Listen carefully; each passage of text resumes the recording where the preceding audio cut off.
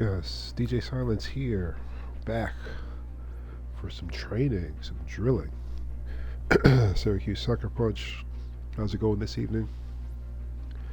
So yeah, we're back for some training. We did Nina all last week and the week before,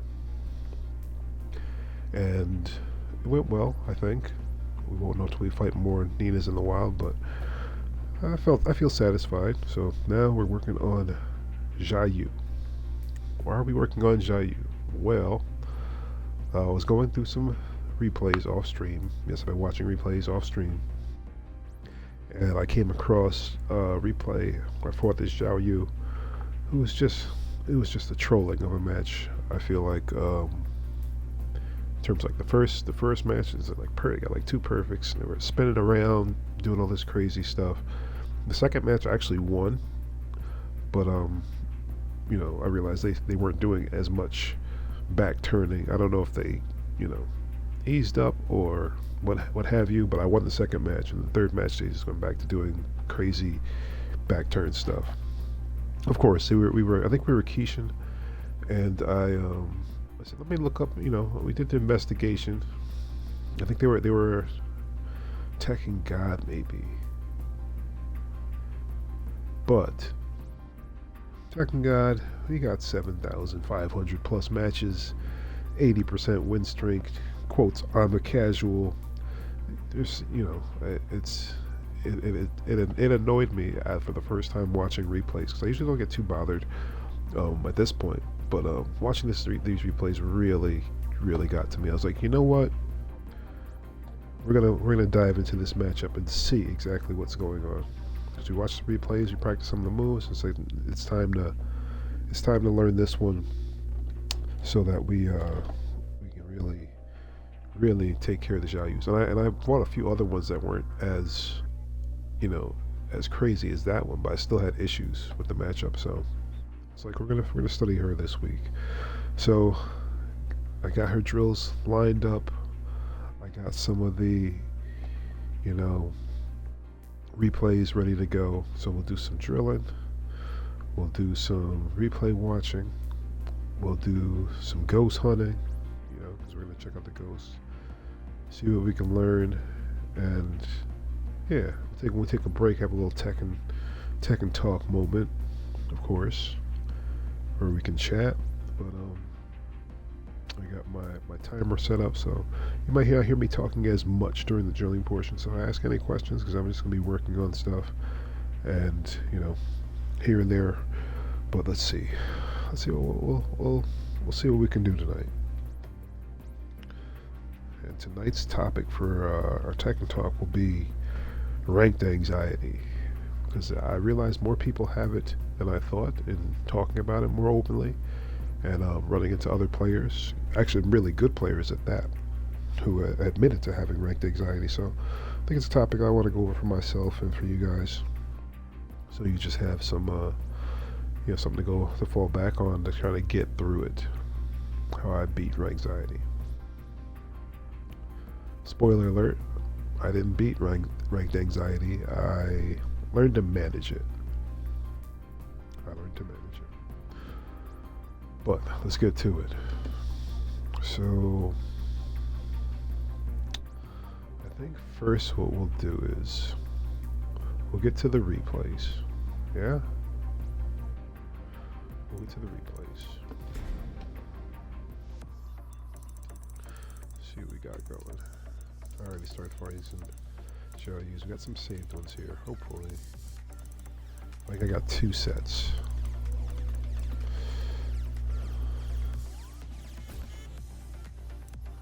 Let's see. Well, I won that set.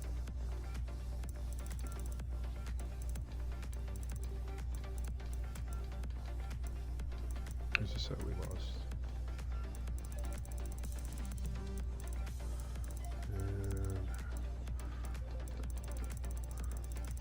Maybe we'll pull a replay from another. But let's watch this one. We might pull a replay from, to search something and see. Watch a Law fight Xiaoyu. Maybe we'll take over. left side. Now this was the night where I played like 20 matches and won like 3, and I was 3 a.m. with the Xbox controller, not my fight stick, on the right side of the screen trying to fight the sweats. It's crazy. I actually posted a video on YouTube, on the Sucker Punch YouTube today on that. If you want to check that out, just what I actually learned from fighting under constraints. Different moves appeared based on I can only do so much.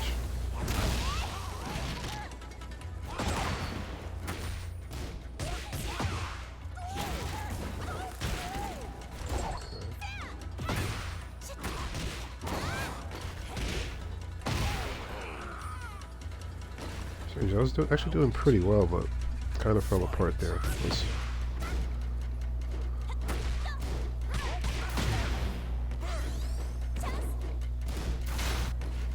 We're gonna go back. So something else I've been doing on the side the last like day and a half. Tekken docs, they have these quizzes. Basically, they frame quizzes. You can choose an opponent, or you can choose all of the characters. And you can stop the well, basically you choose a quiz and it will show you a move and you pretty much say what it is on block. So I've done a lot of visual watching of this to the point where I had like a 200 like streak of correctly answered frame data, which I was basically saying, okay, to myself, this is negative, or they're positive here, or I can't press here.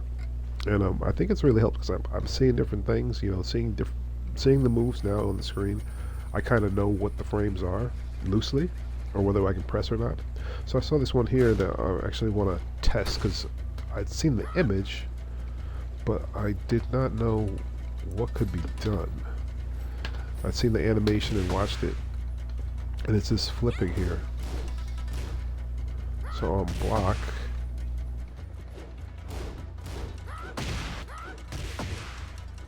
so I'm plus 12, I think. Let me see. Just trying to see what I can punish with, because I think she goes into her, as they call it, AOP. So it's like a Phoenix stance or something. That one right there. So let me see. And I can't kick her with my normal punishes because they go over her head.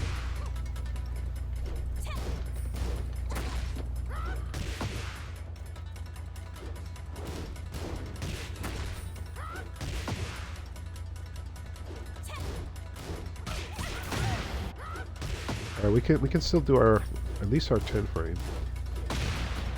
Well, no, we can't. Let me see the timing. If we get the timing right, we can. If our timing's off, she's gonna duck, and we're gonna get hit with something. So it's almost like it's super safe. Also like a frame trap in itself. Look at that. So it's negative. Well, no. Well, negative 12 for her. But she still has that ability to hit you.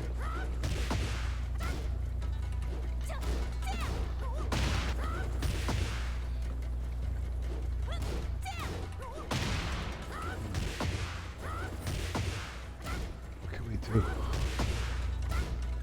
I mean,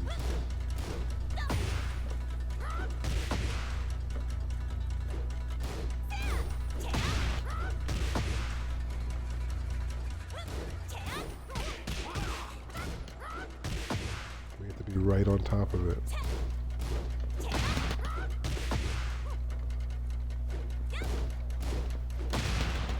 Otherwise you're gonna get hit.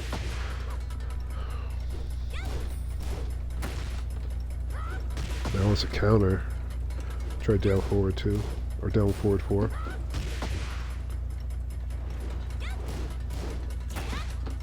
Which I don't think works. So it's a toss-up between just block it or take the frames from movement. Because if we punch, we're getting hit unless we're like right on time, which just seems hard to be. Very hard. Somebody knows anything better to do? Let me know. Well, we ended up using that after the fact. It looks like. Let me see. We did try to punish with it anyway. We got the counter. Duckable strength. So, duck it a few times. Or watch it a few times. Everything back turn, she's safe. She's getting too safely.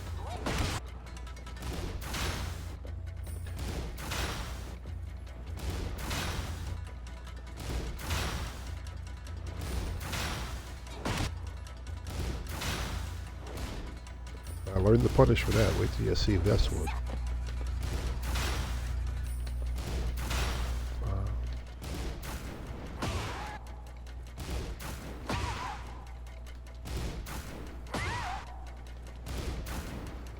That's a good back turn to learn to duck.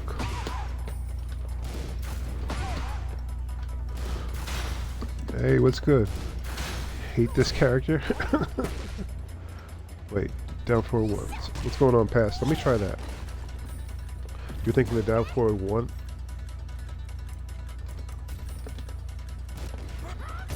Let me know if you're still there. I'll try that out.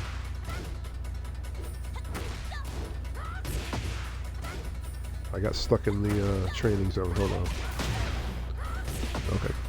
We're going to try the down forward 1. I hate this character too. I don't know if you heard my short monologue in the beginning, but basically I was picked apart by a Xiaoyu maybe a week or 2 ago, or maybe last week, I don't know, but really badly. I lost the first one. I won the second one, but I feel like I don't know if they slacked off or did something. And the third one I lost, but it was like they were spinning around like ridiculous kind of trolling. Tekken God, and yeah, I look them up. They have 5,500 plus matches, in like 18 ranked matches. I'm like, come on, man, come on.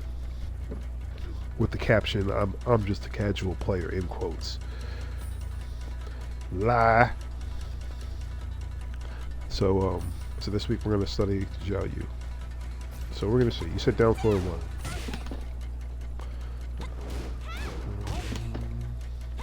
Now I'm getting the counter because she pulled off a move right after it. You are plus, usually plus 11. I don't know how I'm getting plus 12. But no, there's no immediate, I don't have an immediate punish other than the 10 frame, which you have to be right on. You can get it. If you have a 10 frame, I don't know if the character does. Mine does. Now I'm hitting it. But if I'm off by a little bit, and now I'm punishing it like crazy. What is going on here? Before I was trying to do it, if I'm off, which I don't seem to be off, that's weird. I know you were watching a moment ago when I was trying it and I was missing, and my hand was flying right over her head. Now we're on point. Maybe I need to warm up.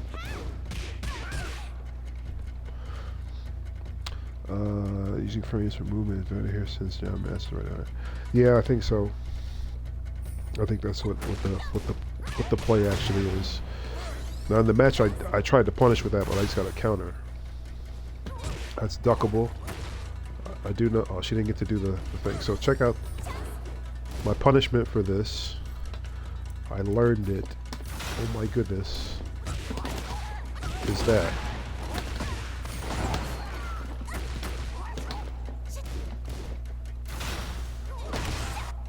Or don't do that. That's my punishment for when she does that like little backflip.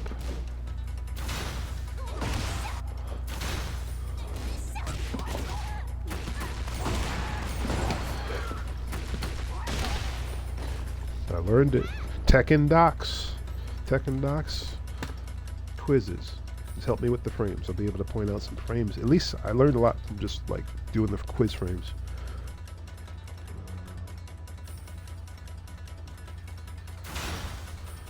What did I do? I interrupted the back two.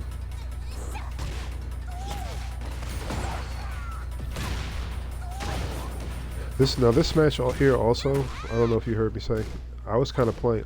I really just wanted to hit buttons. See, there's my punish for it.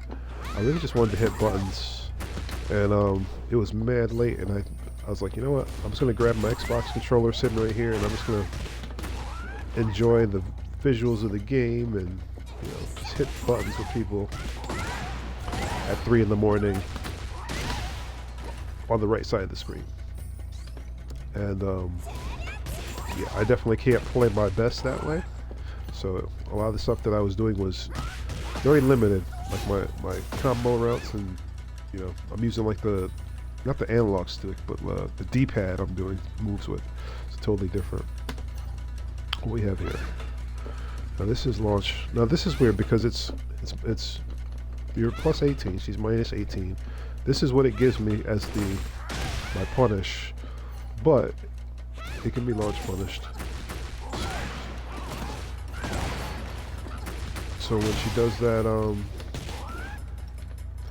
that stanky leg in the air, she can be punished with a launch.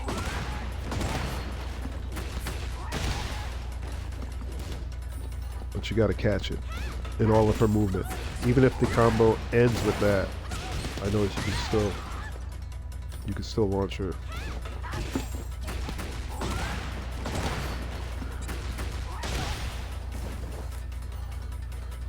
Okay. So for some reason I thought it was keen to try to punish with the nunchuck, and nunchuck can't punish anything. So I'm gonna stop doing that. Let's see what happened here. That move is plus 3 for her.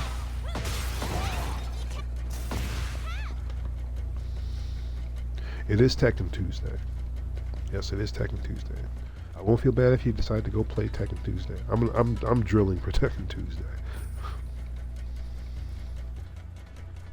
Yes. But make sure if you go play, make sure you come back if I'm still on. Okay. I appreciate it. But where is it? So that's a move right there, where she kicks over her head. No, not that one. That's the one's punishable. That one is plus 3. And it's kind of like a frame trap.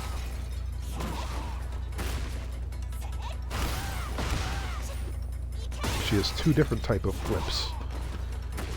She has one where if she goes behind you, she's like, I think -3. But this one in particular, and you have to watch it. She does a twist in the air for this one of them, and this one, I forgot what the property it is.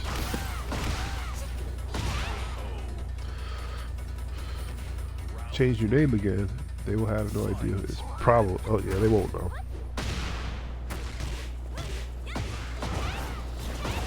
What's it? Q's from my Discord. He's always looking. Well, not always, but pretty frequent looking for matches. I feel bad because not everybody's readily available to play.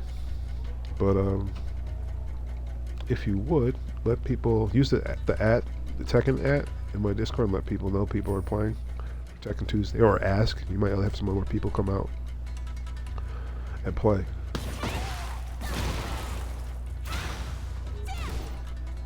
Tell them I'm trying to figure out Xiaoyu over here. I have a vendetta. We gotta learn this character matchup. Plus 13.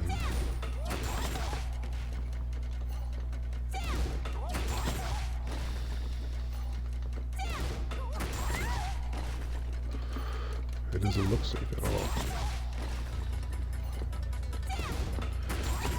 Yeah, or either like he'll have asked, and I'm like, it's like hours later I'm seeing it. I was usually doing something else.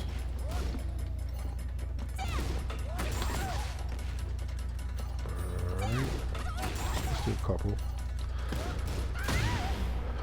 Nice. Let's see what we come up. I think I got stuck here mainly because of my controller. I was like, I'm not certain what to do. Let's see. No, I don't know. No, I try to do what I did.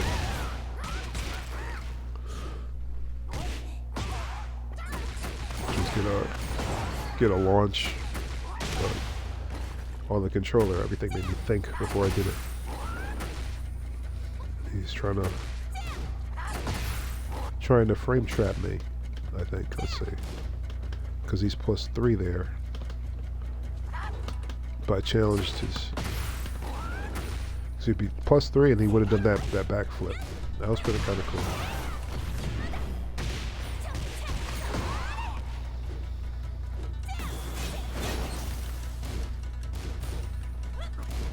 Oh yeah, that was +2.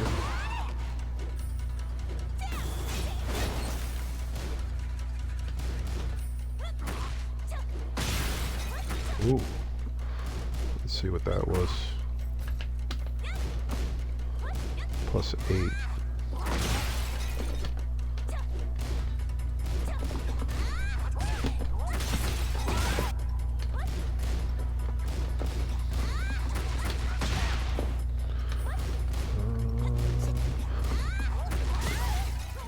Now that move there is, well, you're +20. Is it +22?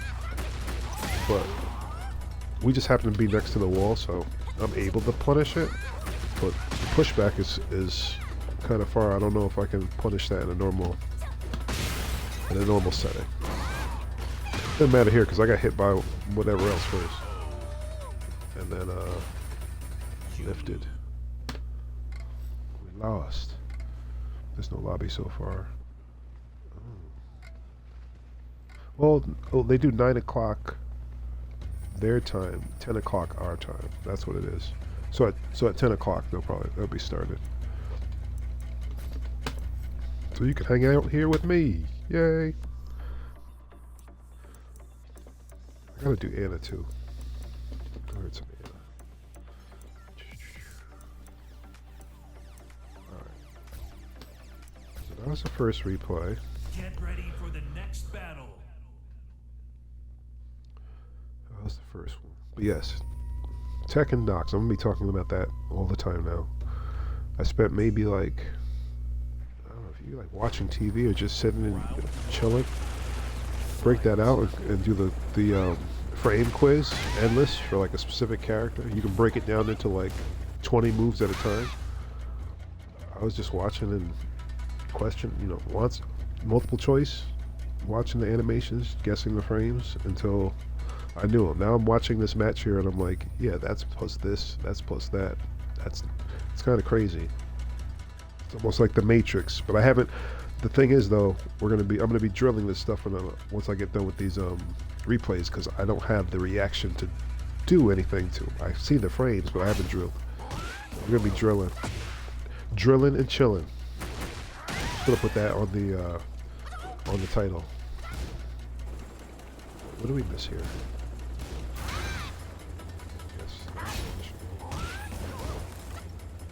What did I do?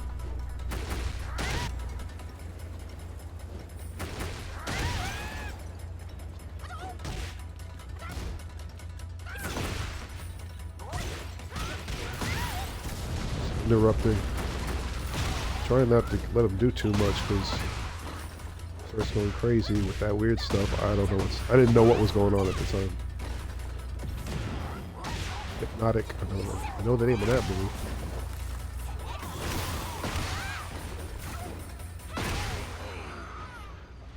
I think I thought I parried it, but I don't know what happened there. +3, so that's her frame trap.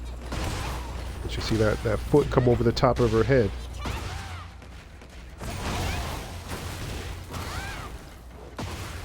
One of the many frame traps.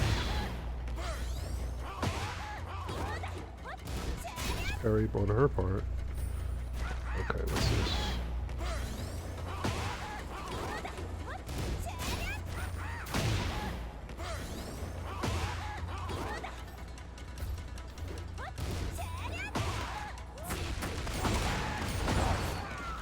That will, whatever it is, it puts her back turned.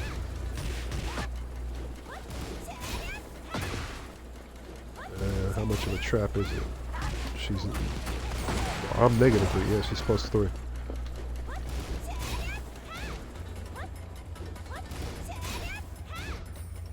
+3, but you hits you with that weird leg. But you can launch that leg.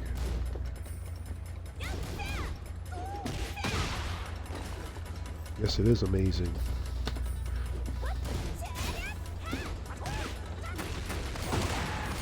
I'm very impressed. And I probably spent maybe, I'll be honest, I was really doing nothing yesterday, so I think I spent just sitting maybe like probably like an hour and a half one afternoon, just like yesterday afternoon, just like looking at it. Just watching her frames, and then had dinner. Got dinner. I was at got some KFC. I was doing it at KFC on my phone because I use it on my phone, so I was just kind of looking at things, answering the questions.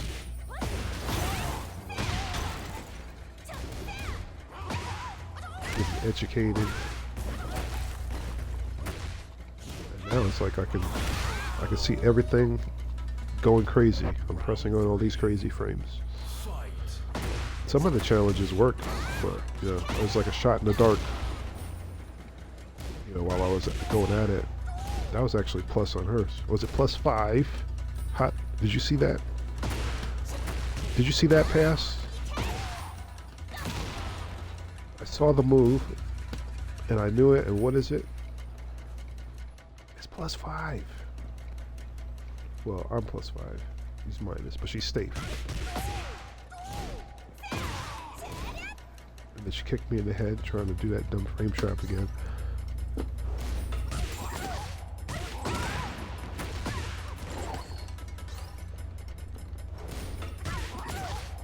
I have to kind of figure out the punishment for this. I mean the combo. I do have a combo. Let's see if it works. I have the feeling the properties changed because she's a little girl. She's a little body. And the fact that her back is turned, I don't feel like I can like, I mean I'm messing it up right now. I'm just trying to try different combos. I mean, it feels like she drops fast, quicker because her back is turned.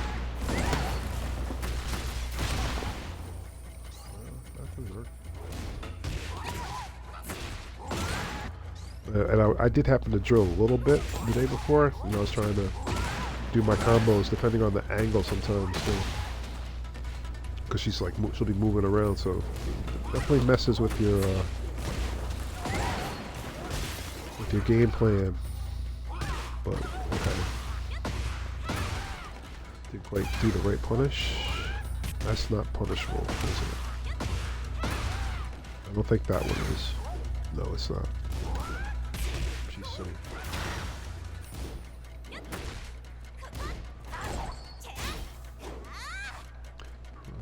Let's see. Back turn and small hitbox. Yeah, it's very funny. Right, we made a stretch. Trip. What he was doing there. Go. Oh, hammer. No, I didn't. Got the wrong move. Mind you, I played on the controller, so I got jabs instead of the hammer. Oh, caught me off guard.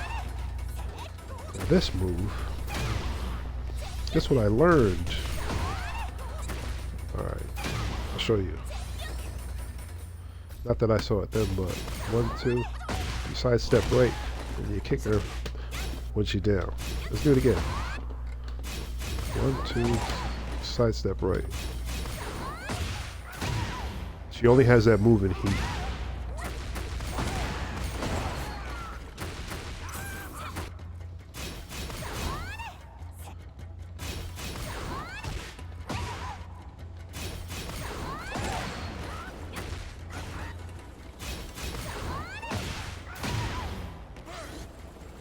I can punish with law, you know, with my sidestep maneuver.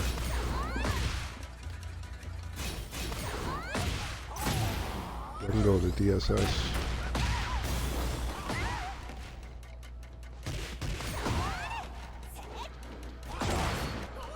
Now let's see.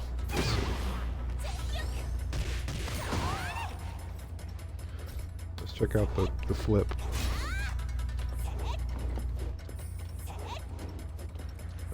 That one I think is she's -3 when she flips. Oh wait, no, not that one.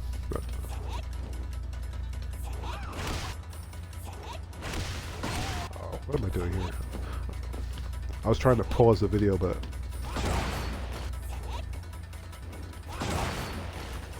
now what I'm not certain. The one where she flips, when she doesn't do a twist in the air, she's -3 when she lands. That one I'm not certain. And the properties changed based on how close she is to you with the flip. You know, that is punishable.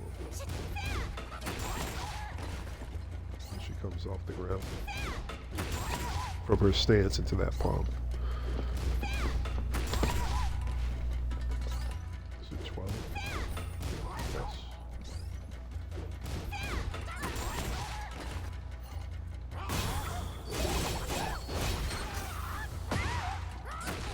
Fake the side. Messed up a nunchuck. I don't think I was trying the nunchuck though.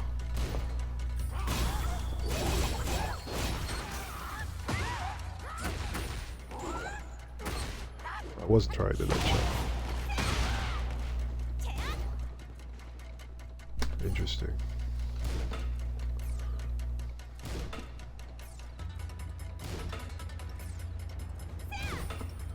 This sweep, she has a little built-in sidestep.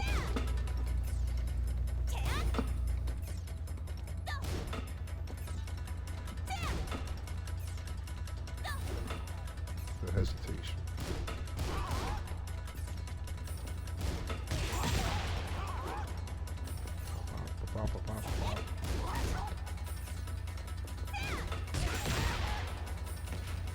Do 3 more.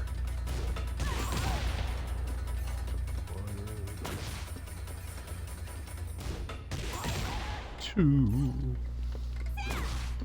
Oh. 3. Alright, back to the video. Launched it. How do we launch it? Is they doing something they were supposed to do? Yep. Because after it, she is...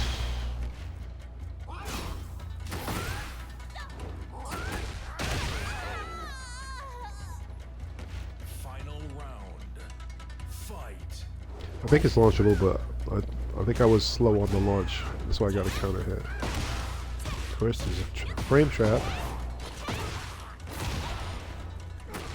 I don't know about that. Well, yeah. Well, she's not. Wait, what is she? Usually she's well on block. She's +3. On hit, she's +6. So.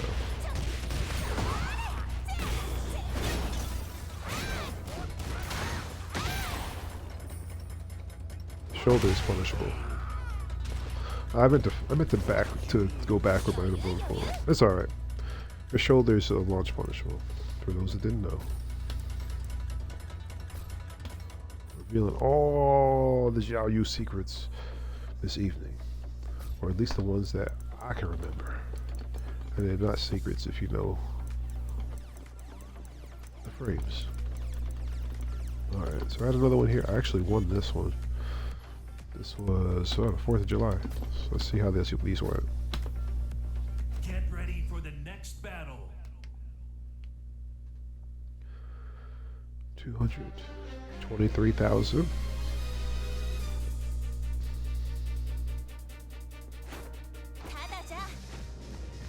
I like this track. I try to make my music match the stages, and I wanted something different for this one. So it took me a while to figure out, but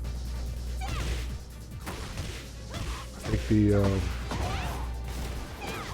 strings just kind of did it for me. I think I like how it looks on this stage.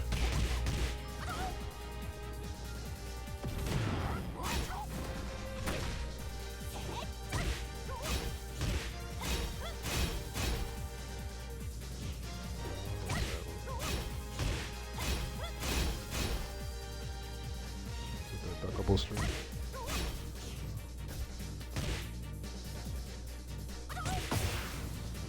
Oh, I chose the wrong side.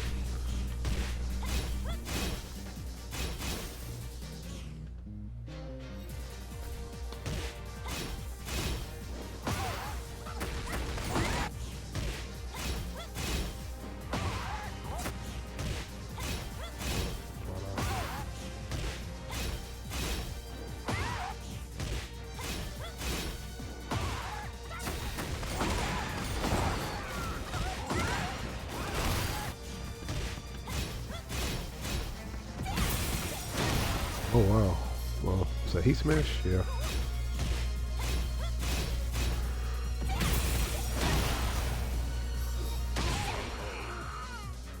Got me. Round 2. Fight.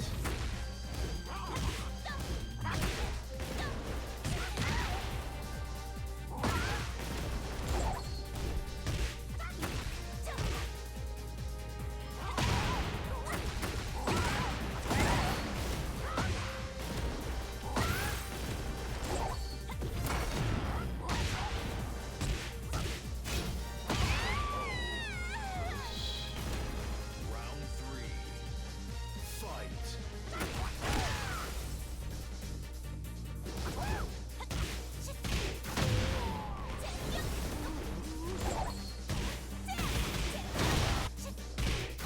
Here. What happened here? She tried to grab, sidestepped. Nunchuck didn't work. I'm minus 18. And she hit my feet.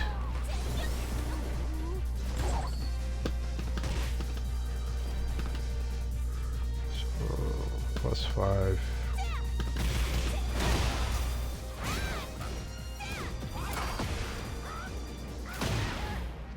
Shenanigan. More shenanigans.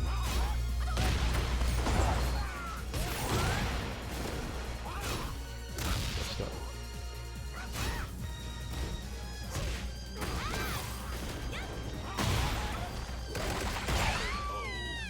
Okay. Oh, big KB. I might have to change the final round music. I don't know if I like this as the transition.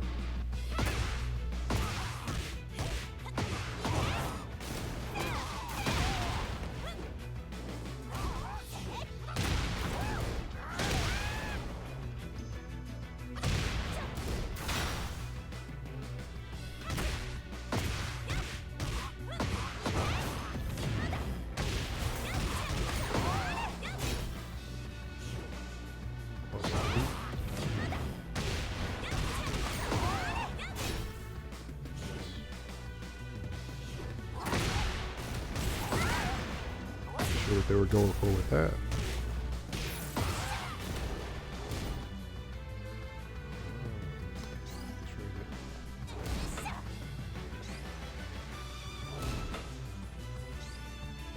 Training day.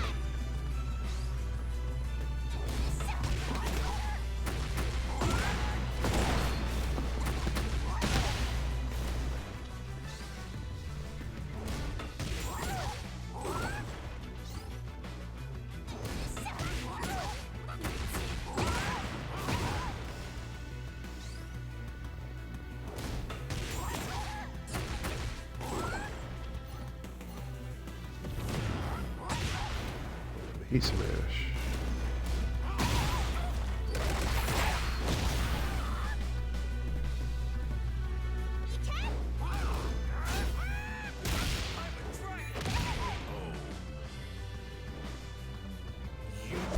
Round stealing staircase. Alright, that's how we did that one. Left. Get ready for the next battle. Since I don't have another step either, let's see. Well, we'll decide after. Either I can do another Xiaoyu, I can do a search, we can watch a match, play through, see how other fighters handle her as law, or we can watch that anime match.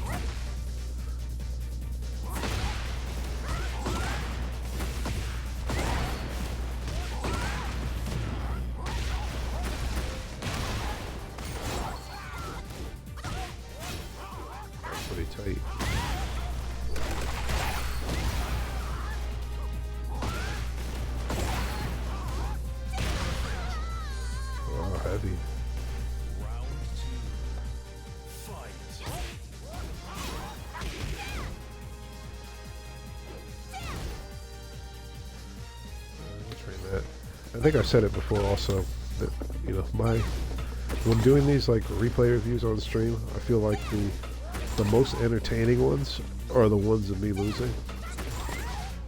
It's cool to watch, to see a perfect here and there, but I feel like the losses are actually the better content, because I can actually learn something. Not that I can't learn something from the wins, which I'm doing that right now, but I don't know. The losing matches, they just have more character than the winning matches. At least for me. I don't know about for you watching. We'll do 2 more. 1 more.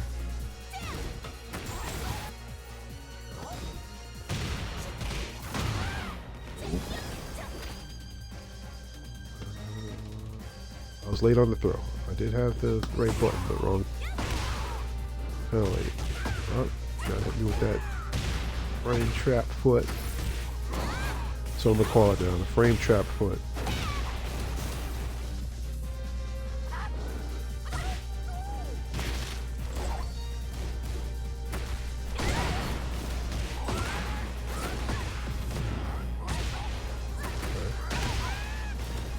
Oh, almost got her to the wall, but oh, we got her.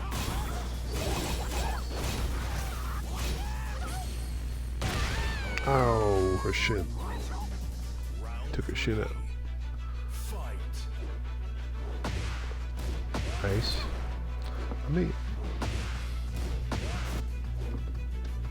gonna practice that a little bit. Just blocking that jump. She's plus what? She's -7. She's safe. She's safe.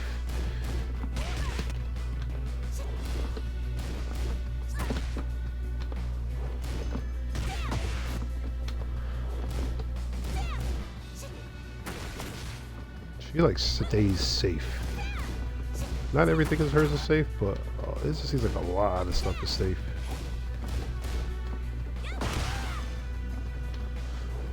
That's safe. That's safe. That's safe. That's safe.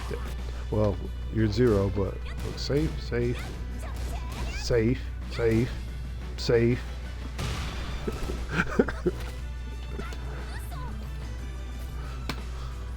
This is just one big safety dummy. Safe, safe, safe, safe, safe, safe.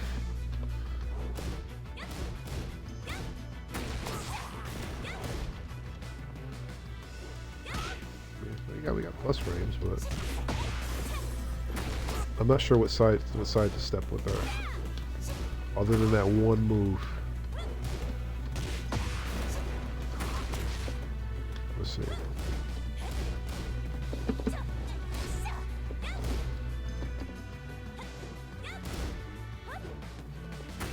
Safe to go right, I guess.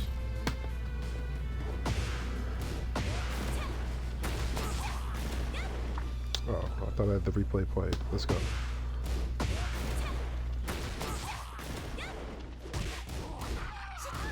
Got all that. What did we launch?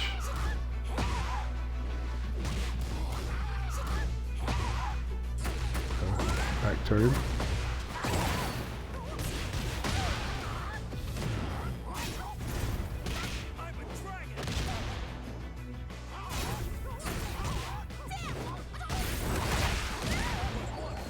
Punch parry. She got like most of her health back. Now it's like even all of a sudden. Come on, I'm on the back foot. Staircase. Dragon hammer to get the mix right. Or in time. Let's see. I think that's some pretty good patience.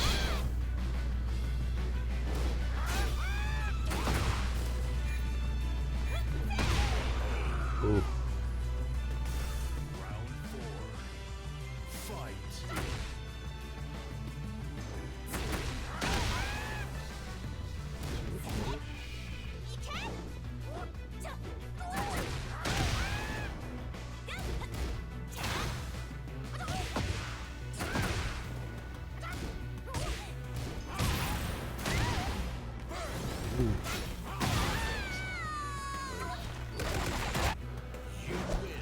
all I can say is ooh and nice. Martial arts?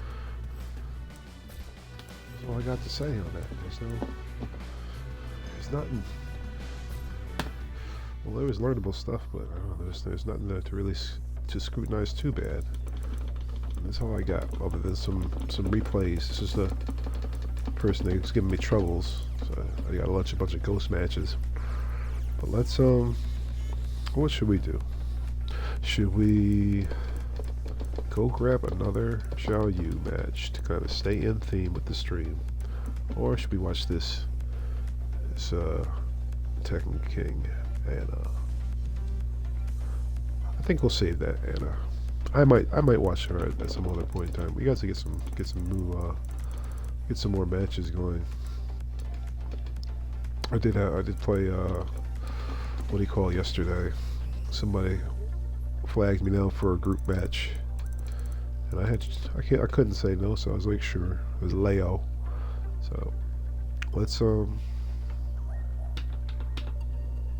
go to what is called open online replays. So we're gonna do all. I didn't know you can look up your rivals replays specifically. No, you're only allowed one rival. I'll tell you that much. And mine changes all the time, so don't try to get on my list. We'll do ranked characters, not all of them. Let's have Law and Xiaoyu. Confirm. And let's see what the wins are. So we want a winning Law, basically. I think I'll take Bushin, and we'll take Tekken. What is it? Tekken King. Right now we're at Keisha. So a winning Law that's Bushin or higher against Xiaoyu. 2 to 3 matches. I want him to have 3, her to have 2. So you get like five rounds of action. Emperor Tekken God. I have specific demands or specific requests. Let's see.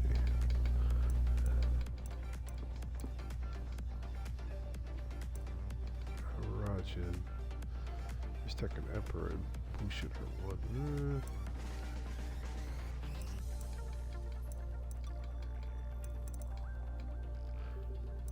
Okay, oh yeah, that fits. Bushin and Bushin, we'll take it.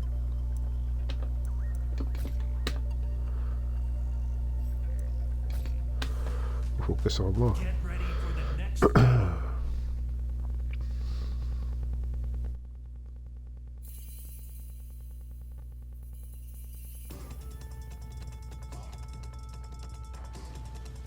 Alright, let's see what this Law was able to do against this guy here. Nice hair.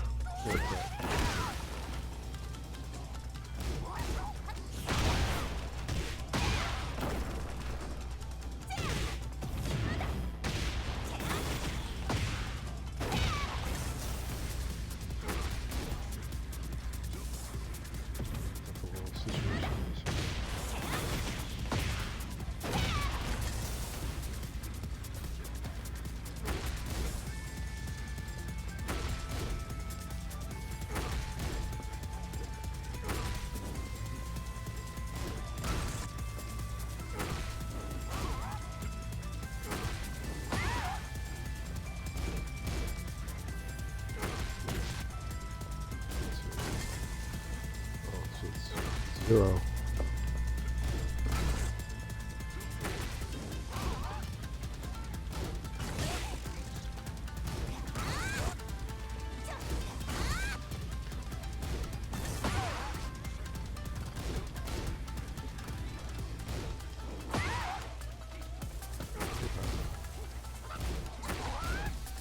Junkyard, but into nothing. And he gets grabbed. He hits all the buttons at once. Grab it again, hits all the buttons. Foot stomp is +2. Yes, it is. Knew it. Tekken Docs for the win.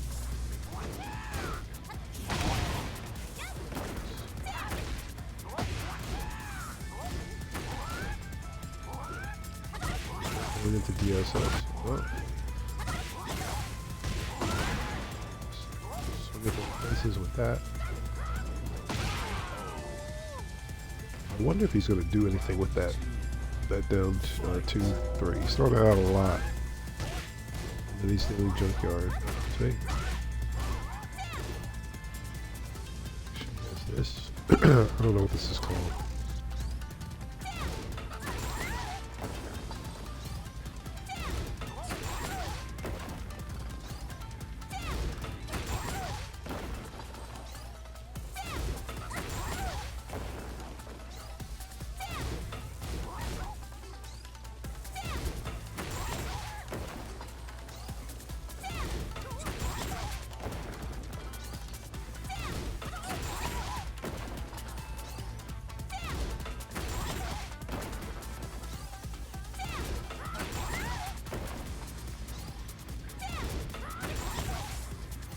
Alright, let that go.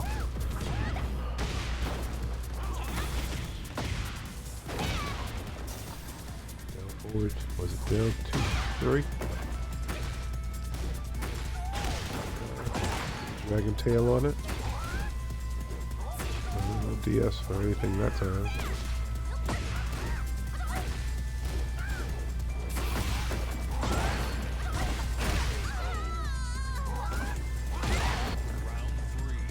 She's just throwing everything.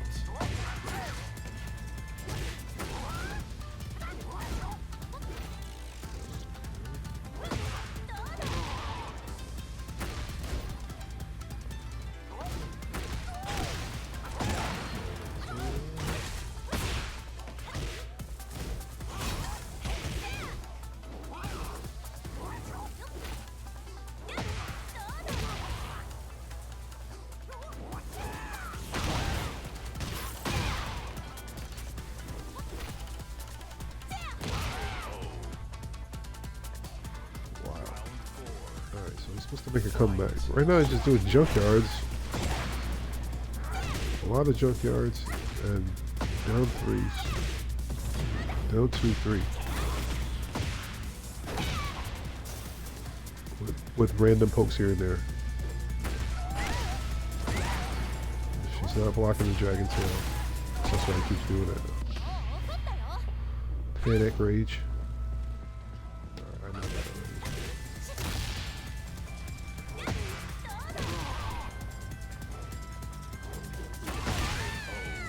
She whiffed some ridiculousness. Nice.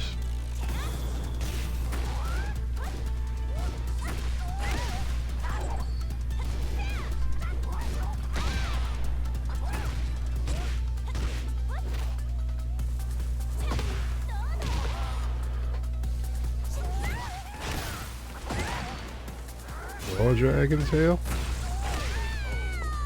Wow. They didn't know what to do against the junkyard. That is not the matches that I get. On my matches, everybody knows exactly what to do. They know to parry my stuff before it even comes out. I don't even get to a dragon tail.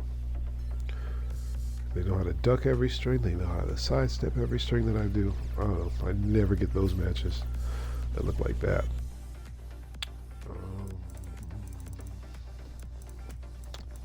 Let's, while we're here, I'm just going to grab two random.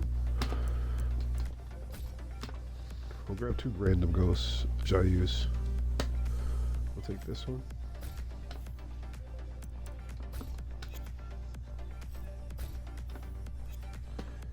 And what else will we take? Give us like one of those. It's one of those kind of destructions with a number next to it. Hybrid. Sure.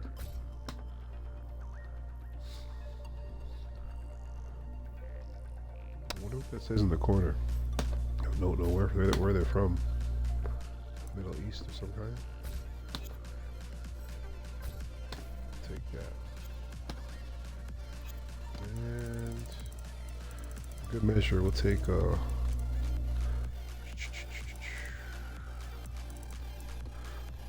warrior.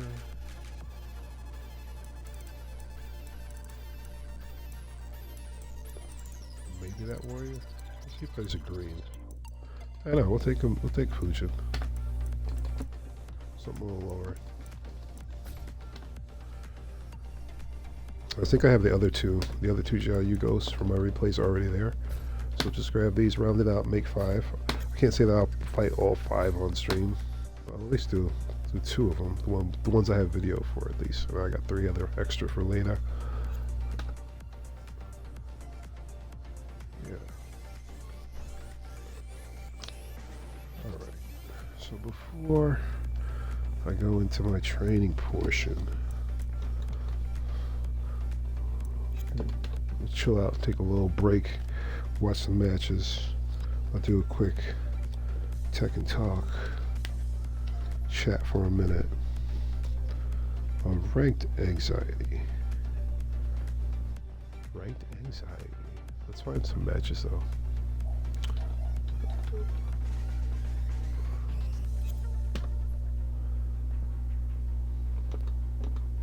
I like to rock exciting replay. Get ready for the next battle. Exciting replay rule in the background. Round 1. Fight.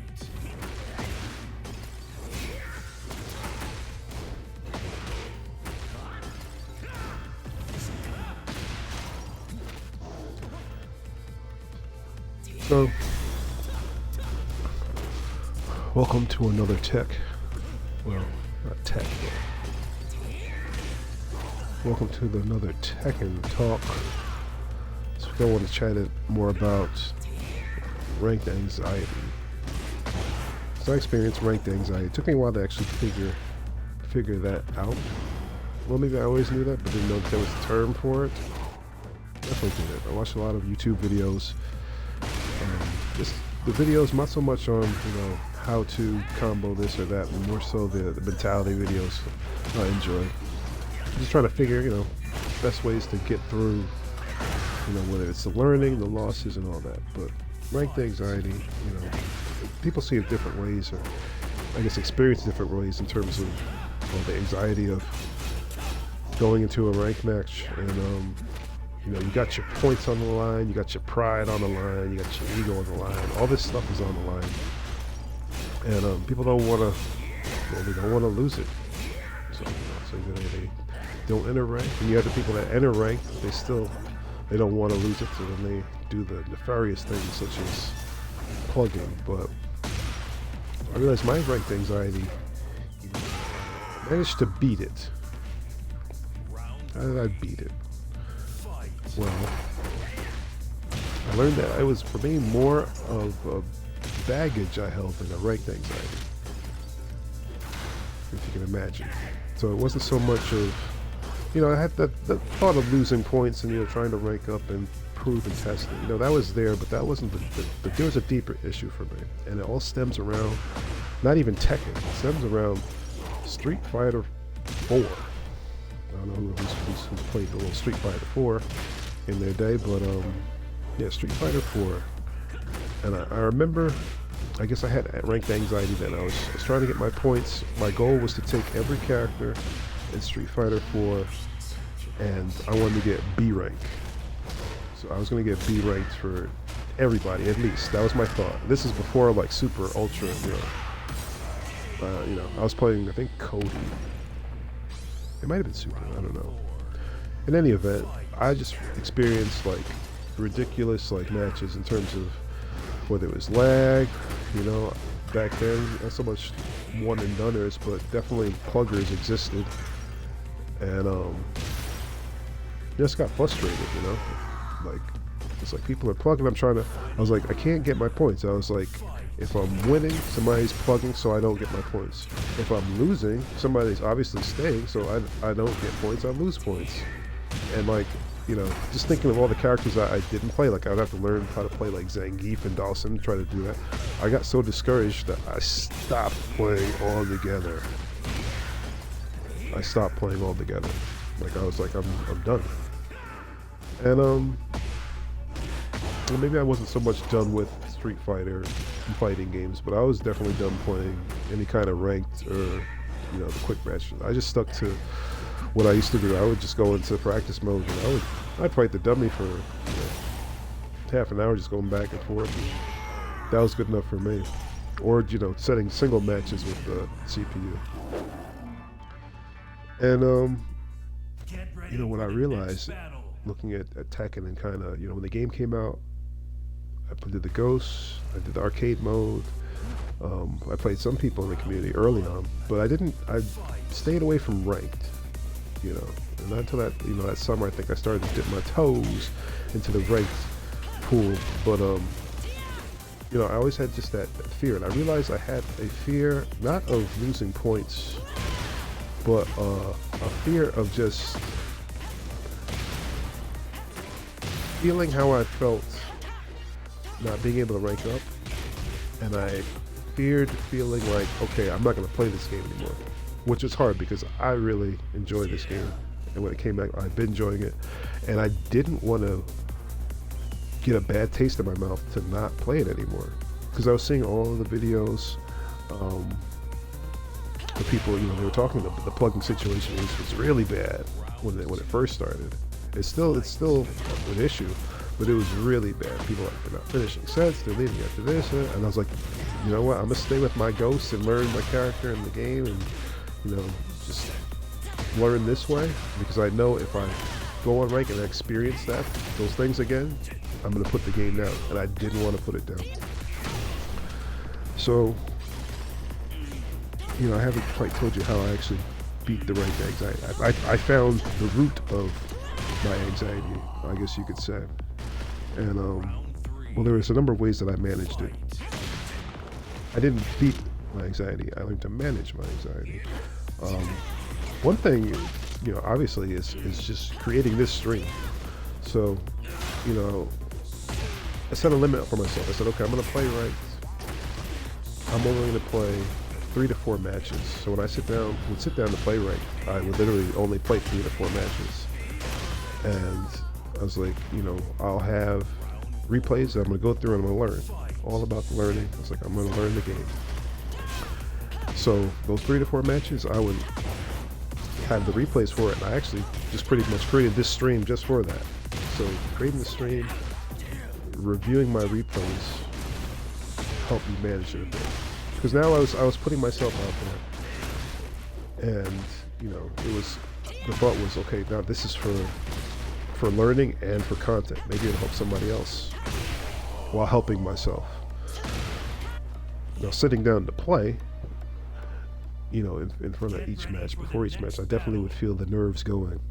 So, you know, what I would do is I'd warm up, whether practice mode.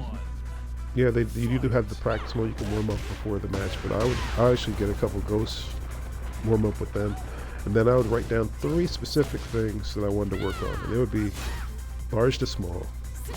It would either be, say, to do this combo. That would be a big one, or it would be to start using this move. So it's like Dragon Hammer, for instance. Incorporate that into my gameplay. Or it would be, I'm going to make sure that we launch any lows that we are able to block. So I would write those down, set them there, and those would be my goals to keep me focused in the match. And just kind of like, you know, once I had a mission, notice that my goal wasn't to actually win, it was to, you know, complete my small goal. And if I did it, I was like, there it was. That's what I came for. And in minimizing the number of matches I did, or saying I was only going to do 3 to 4, and in all honesty, I would end up doing 5 or 6. Once I started to feel more comfortable, I'd say 3 to 4, but I'd play 5 or 6 matches. It kept me from tilting. It also minimized the tilt, because now I wasn't, you know, after 5 matches or 6 matches, whether I lost or whether I won, pretty much was set. I didn't allow myself to go any further. I didn't say, oh, I'm on a win streak, let's keep it going. I was like, nope, we're stopping here. You know, the most I did go was maybe 2. Like I said, I say 3 to 4. I had 5 to 6. I was like, we have enough videos, replays that we need to watch. We'll learn from those. We'll stream, and we'll get more educated. We had a good session, and that kind of kept things manageable for me. Very manageable. Also, I don't know if you've seen any of my shorts, but for myself, dating back to Tekken 7, I created a belt ceremony. I don't know if you've seen it or seen my character, my law. I have them in a gi pants with a blindfold and a martial arts belt. And the belt, I changed color rank based on, well, what rank I'm at. So currently I'm Kishin, it's a solid blue. When I started with Fujin in the blue ranks, it was blue and green. You can make it 2 different colors. And I've been doing that since about, I think, was it orange, red, purple. So I've changed my belt ranks, which I hope I'm going to make a video just lining them all up. It's pretty cool to see the progression that way. But I set that up to kind of visually see where my rank was, and in case I ever demoted, I knew what my rank was because I achieved, quote unquote, the belt. I said, with normal martial arts, martial arts, it's karate or jiu-jitsu or Brazilian jiu-jitsu, you get a belt color. You don't end up going down in rank based on losses. You still keep that belt color, you still earn those skills. Same thing happens with fighting games. And so visually, that's my visual representation with the belt ceremony that I use to kind of stay grounded, and actually gives me something a little more to look forward to, because while everybody's looking for the next rank name, I'm looking to actually get my next color and customization going. Like I want that Tekken God. I got an idea of the customization that I want to do for Tekken God once I get there. But different incentives, and it's like I'm playing a totally different game than everybody else. My goals are different, but the overarching goal is to get better and to learn, and now I'm playing ranked and actually started going into quick match. And in all honesty, group match is what pushed the envelope. Going in the group match, it's the right side of the battle lounge. There's people that are sitting there playing games. I think those are mainly the people that are speaking in chat, who, if you want to get games, they're willing to sit down. There's people sitting down, and just not too long ago, I sat down at a booth. I played a player, and it felt organic. It felt like the arcade style. It didn't feel cold. It's like just going into the menu and clicking ranked and waiting for somebody to queue in that you don't know. Mind you, still don't know the players in the lounge, but the avatars and the ability to chat is kind of, it's doing its best to create that arcade environment. Just yesterday, I was, working on some drills with some ghosts, and I saw somebody in the chat that said, anybody up for games trying to play? Not me. I wasn't trying to play, but I thought to myself, you know what, maybe I should try to use the chat and see who wants to play at some point in time. I brought my avatar to see just who was, on the machines in that area of the lounge. Lo and behold, the person that wrote the chat, their avatar is running around like a maniac, but they stopped in front of my avatar and they motioned me to a arcade cabinet. And I was like, well, sure, no problem. I'll fight. So we had a match, and I have the replays for that. We'll go over that at some point in time.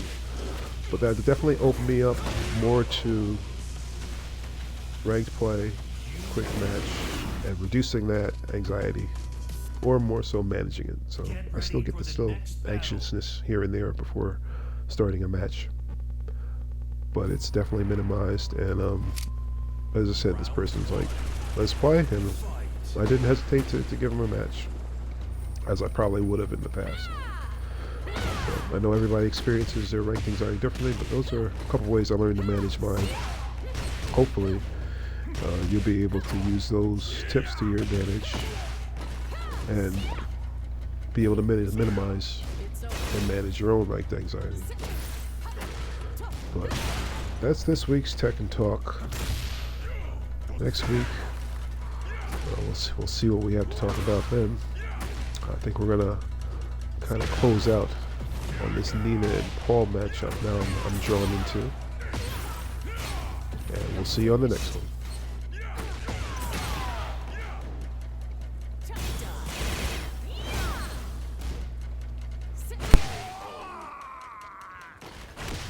Round 2. Fight.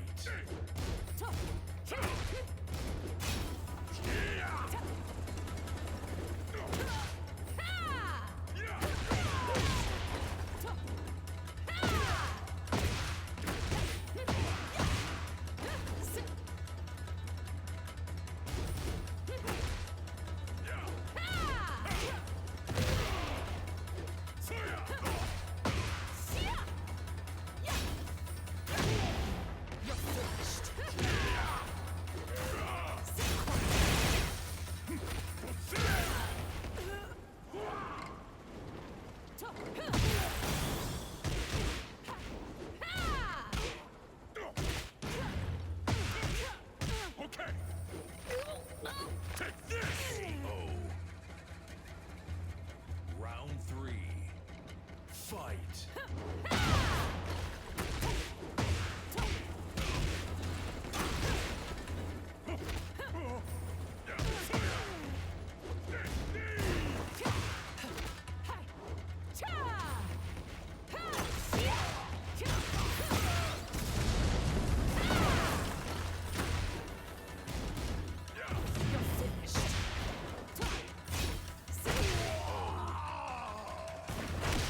Round 4. Fight.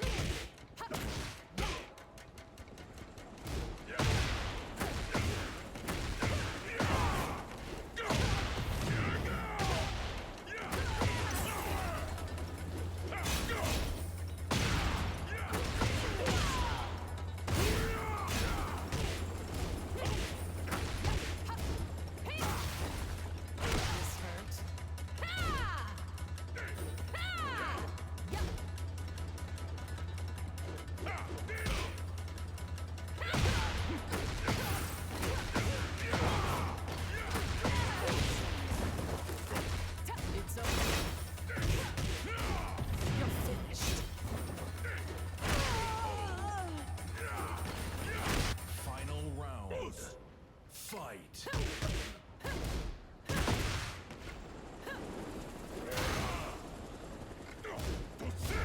It's over.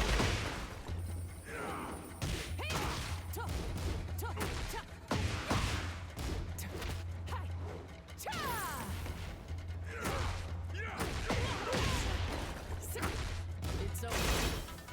You're finished.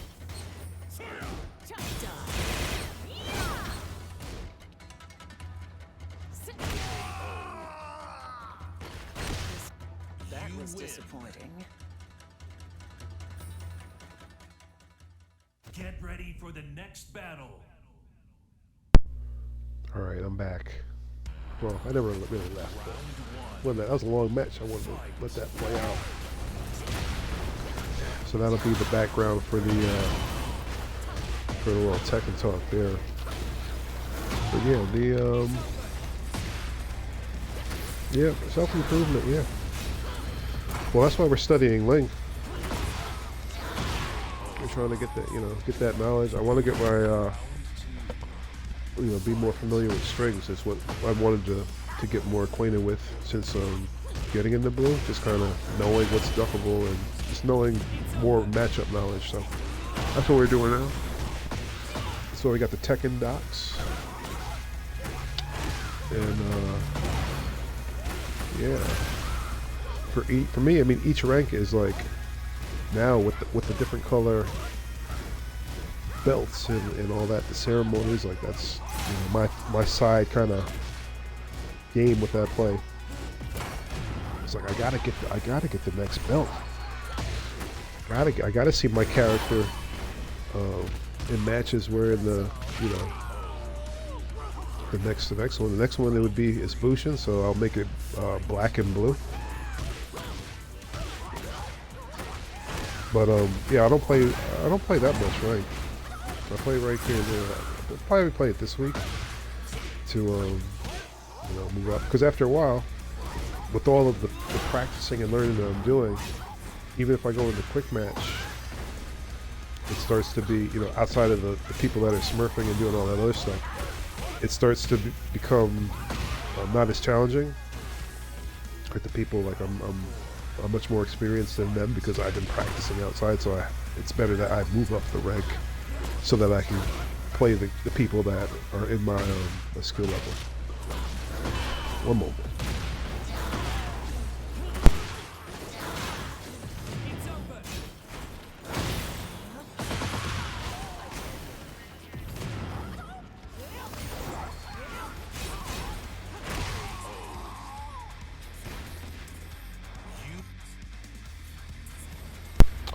So for Tekken God, for Tekken God, or for God of Destruction. Resist and be eliminated.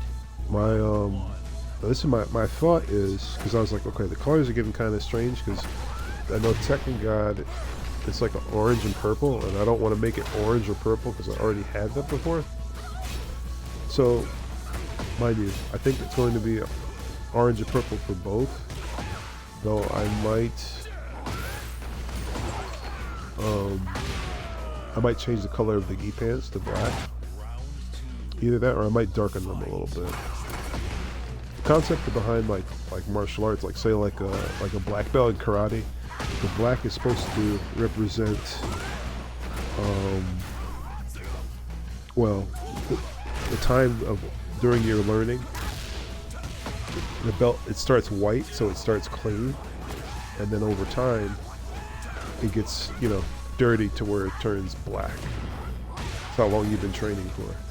So I might make his gi pants, like this guy, he's got black gi pants. I might just make mine start to look much more maybe like dingier, and have a purple and orange belt. Maybe a dingy blindfold. Tekken God, we will take off the blindfolds. I think I have a custom fit on my PlayStation 5 for Law. I was like, I think I might make that the Tekken God look. And then Tekken God Supreme, we start to incorporate the colors. It'll be based on the sash. Except I'll go back to his main costume, or his Tekken 7 costume, but with my twist on it. And then to make it to God of Destruction, also on the PlayStation 5, I have what I made was like a Law, but he looks like a kind of like a Yakuza, like a serious like Yakuza fit, like I really like that one, but it's on my PlayStation 5, so I might make that like final one. I don't have a gi or a belt now. Now we're starting to be cookins. But those are my thoughts on the customization. It just makes it fun. I don't know. Maybe that sounds funny. I don't know. I do like this song. I thought this song was cool. I found it while playing Tekken 7. I was like, I'm gonna put that on the stage.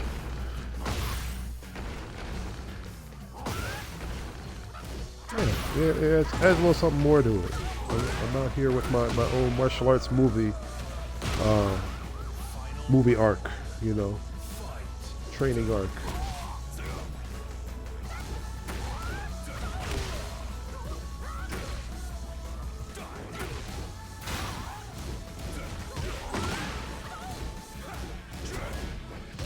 Mess around one day, maybe Tekken 9 they'll take my idea.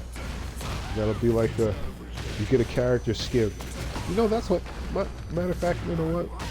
That's how it should be. You should be able to get something special outside of the PNG when you rank up. I mean, everybody wants that rank thing, yeah. But it would be nice if you unlocked a certain something for your character, whether there's special colors or a special outfit, or even if it was like the base outfit of what I'm talking about making. Sadly, I don't have the customization for the female characters were like they had like the karate gi because it was in one of the it was in the battle pass like the I think the second season. It was the second season battle pass when I wasn't playing ranked. You couldn't get through the battle pass without actually going into rank. Now you can get some points without going into it. But so all that stuff is gone. So I can't make that, which I thought they would be bringing that back, but they hadn't. They have not brought that back yet, which is weird to me. I might have to end this fight early because I am burning up in my room here, and watching this guy fight in a winter coat is actually making me hot. This was like 102 degrees today, it felt like. You're breathing in the air and it was just like breathing in straight heat. So watching this guy fight in winter clothing right now is really not doing it for me. I'm sorry, we have to end it right now. Yeah, you get out of here with that. Okay. Oof, it's like literally getting hot. I was literally getting hot. Like, I mean, it's warm in here already. I'm already hot, but he was making it worse. All right. Let's go into the practice mode, shall we? Now, this might end up feeling like or being the boring part of the stream, but I'm willing to chat.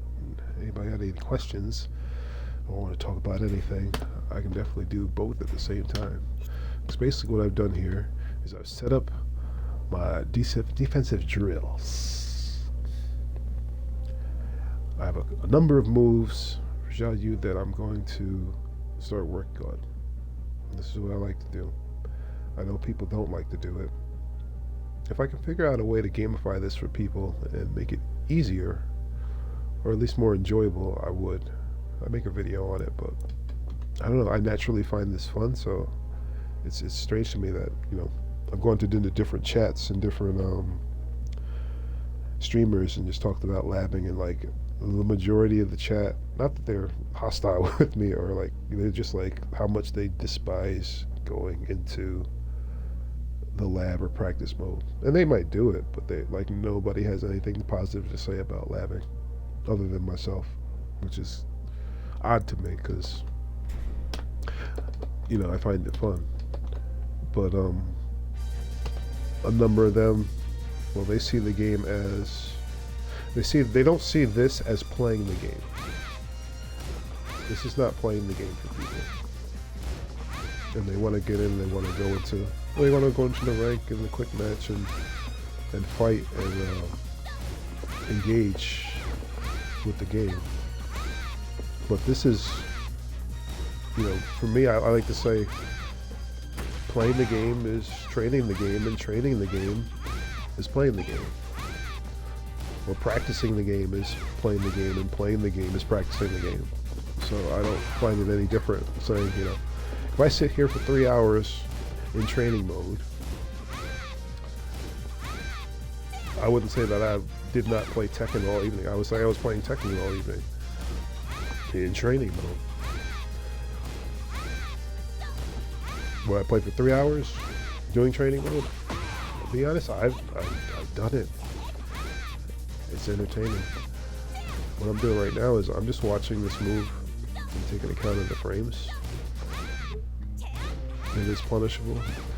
Normally I do, I have a stopwatch, or I use my phone's stopwatch, and I'll just watch and block for about 2 minutes. Literally, straight 2 minutes. And then I'll change sides, and I'll watch the animation from the other side. I'm already certain what my punish is.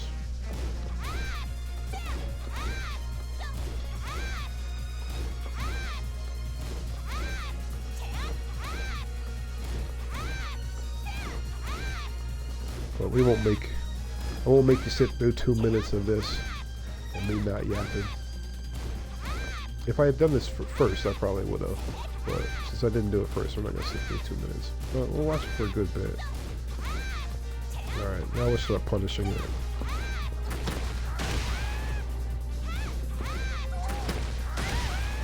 You said enough times to where I know what it is. Because I'm gonna increase the stack at some point. And these are moves that I saw in it's a YouTuber has like a bunch of drill guides with moves, and he lists maybe like 5 or 6 moves for every character, common, and he might leave slots open and say, oh, you might want to think about, you know, like at least for her, like putting her back turn moves in, so get acquainted with those, so you can kind of mix it up. And that's what we do. But we're, like I said, we're definitely going to mix in more of the Tekken blocks. But I had to get some of the execution in. And we'll do 2 from this side, and then we'll watch the next move. That was on the list. What was on the list? Turn that one off. This one here, which is either going to get us spin kick or that Shaolin kick. I forget what they're called. I know when it's called Shaolin kicks, and I don't know what the other one's called though. I think she could do that from crouching too. Having, you know, just thinking about the replays I watched, it looked like she came up from crouching doing that. You have any new customizations passed? And actually, are you not right now watching and playing in the Tekken Tuesday, the OG Fight Club? Everybody's watching Tekken every Tuesday, OG Fight Club at 10 p.m. Eastern Time, 9 p.m. Central. There is a lobby, OG Fight Club, OGFC. The pass code 3333. You can go there, play matches with some of our OGs in community. And they'll play until the last person is in the lobby. Alright, let's switch sides, girl. Made a new one. I made a couple of new ones. I made one like a night ago. I made this one here for Xiaoyu Labbing. I wanted to give her a well, I went in thinking, okay, I'm gonna give her Asian martial arts like theme fit, and I realized something. This game makes you buy every pack that has anything remotely Asian, you know, cool themed, like from dresses to the ninja stuff to the kimonos to everything that's like cool. Which, granted, yes, they're trying to sell it, but like there is nothing like this. Is like I couldn't come up with anything cooler. I gotta give her like a workout, you know, aesthetic outfit. I used her colors, and you know, I got the wraps. But notice, I got the wraps on Law, on his hands and on his shins. I made him look a little dingy. This is kickboxer Van Damme Law right now. From the hair color to the loincloth. But I was like, okay, I'll put wraps on her hands. You can't put wraps on the female's hands because the wraps come with no shirt. So all she can get is foot wraps. And it's like, come on. Like, I mean, I guess their resources are stretched, but I was probably disappointed. The shorts that she's wearing, you can't turn them the color orange for some reason. Like the color spectrum isn't full. You can only do certain colors on those. What is going on with them in the customization for this game? Alright, we watched that for way too long, but I was on a rant about the customization.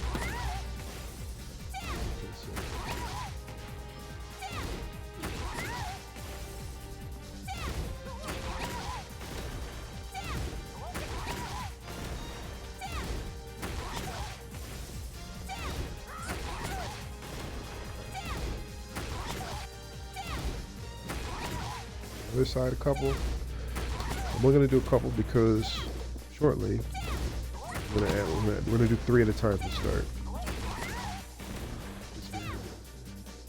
I mean, considering like the customization in like Tekken 7 was, I would say, was better. You know, you had treasure battle, unlocking different things. They had the customization in Tekken Tag Tournament where you bought things. Or there's just so much more. And this game, it doesn't. I mean, mind you, people do amazing things with it. You know, make amazing character customizations with what's there. But like basic stuff, like try to make your guy a karate warrior of some kind, and you are. It's hard pressed for it. Try to make your girl a karate warrior of any kind, a fighter. I tell you what, though, you can make everybody look like they came off a GQ runway, because there's more sweaters and patterned shirts and trench coats with herringbones. And you can make your character look as dapper as you want, which is cool. As I say that, like it's not, but you know, you can't get a fighting game fit. It's hard to do. This is all weird stuff.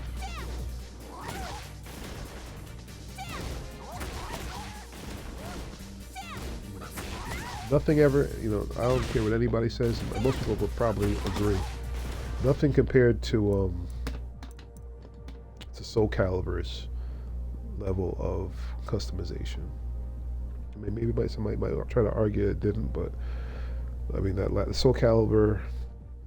I'm not even talking about the last one. I'm talking about like Soul Calibur, like 5. Like, you know, they put out a number of packs with a lot of different customization items you could use. Not like, oh, a ninja pack and here's some shoes and a top and a, you know, bottom and, you know, mask. Like they put out, you know, you buy like a kit for the season to change stuff for female characters and the male characters. You know, this one for this and this one they separated it. They got you that way too. You have the male ninja and the female ninja stuff. You know, the male beach stuff, the women beach stuff. Like, I think they just did a really bad job. Sorry to say, that's the only thing I dislike with the battle pass as well. Like that thing is. I've ranted about it before, but the battle pass, you have to use his Widow's Peak. Let me see what you're talking about here. Let me stop ranting for a moment. You stop kicking, Ling. But yeah, that battle pass, it doesn't have enough. It doesn't have enough stuff, enough oomph, and it lasts for way too long. It would have enough oomph if it lasted for 2 weeks at a time. I'll say this. If that battle pass was every 2 weeks updated, it would be much better. The fact that it lasts like 45 days and it takes most players maybe like 2 to 3 sessions to complete it is, you know, somebody hasn't done the math. Or maybe they have. Yeah, Brian's skull mask and a different hair type for some reason.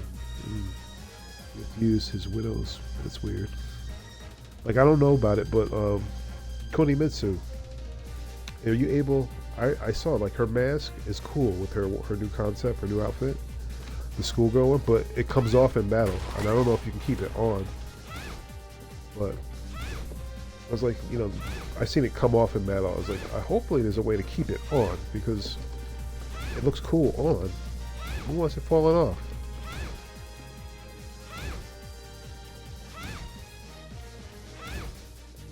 I just don't think the I don't want to say the budget isn't there, but they're putting their resources elsewhere. You know, and it's very obvious. The resources are not really going into that. On the other hand, like Street Fighter, like, well, at least when it comes to customization of your avatars and all that, they kind of overdid it. You know, updating all kinds of crazy stuff for your avatar, not for your you know, well, people wanted costumes.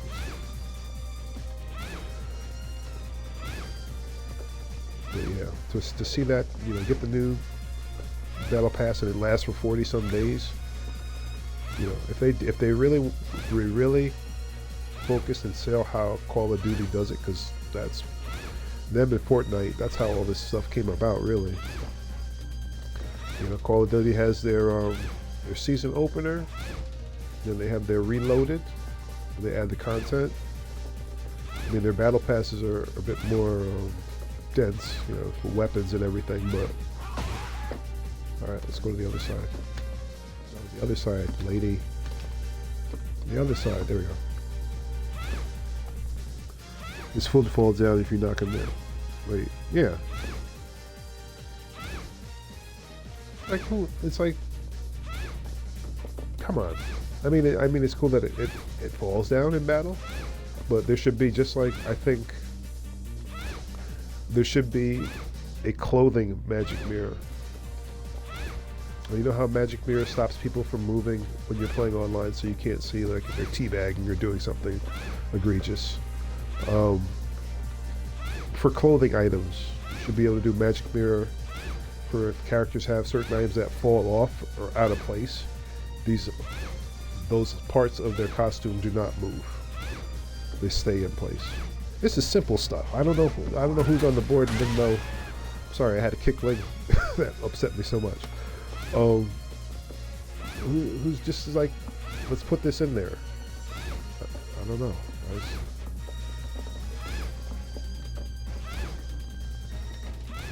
Yeah, that's what Magic Mirror does. So if you have a match, you put it on. Like, I have it on. So if you start doing all kinds of like key charging and whatnot, I can't see it. You probably see it on your screen, but I don't see it. Your character just stands there after the round is done. That's Magic Mirror. You never knew what that did? Alright, so this is launch punishment. Which we showed before, that leg. I would never think that was minus or plus 18 for me. But it is coming out of back turn. It's a little something. It's a back turn move. She's not safe on that. One of the few moves that she's not safe on. Alright. Now let's put it all together. Oh, here we go. We're only doing 3 to start. We're not going to do full punishes. I just want to actually react.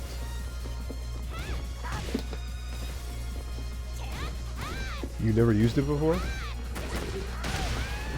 Well, I mean, it's not all that exciting if you do. I mean, you can put it on now.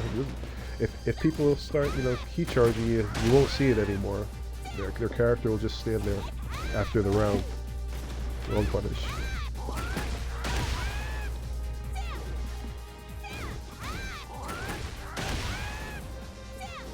Yeah, you just need to make a magic mirror for the clothing.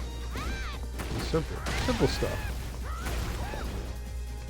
Simple quality of life features. I can get hired to come up with quality of life features. That was incorrect. Like, hear me out. And I've said this before. I actually made a short on it. Okay, so rage quitters and those who plug, or yeah, rage quitters. It's both the one and the same. Those who plug. The Harada said that they originally were trying to come up with like a cutscene, kind of like Quitalities or Mortal Kombat that would play when somebody left the game. Like to try to come up with something. And then they thought, he said that they didn't end up doing it because they thought people will try to make it happen more often. So they quit more so that cutscene appears, which is the dumbest thing I've ever heard. Because they're quitting for the points. They're not quitting for the cutscene. They're not going to quit more to see the cutscene because they've left already. I don't know why he thought that, or who thought that, but that makes no sense. In any event, my idea is very simple. Don't worry about the cutscene. Don't worry about people quitting. When the match ends, the announcer says KO all the time. If somebody quit, all they'd have to do is have the announcer say, and with big letters, TKO. Tactical knockout. TKO.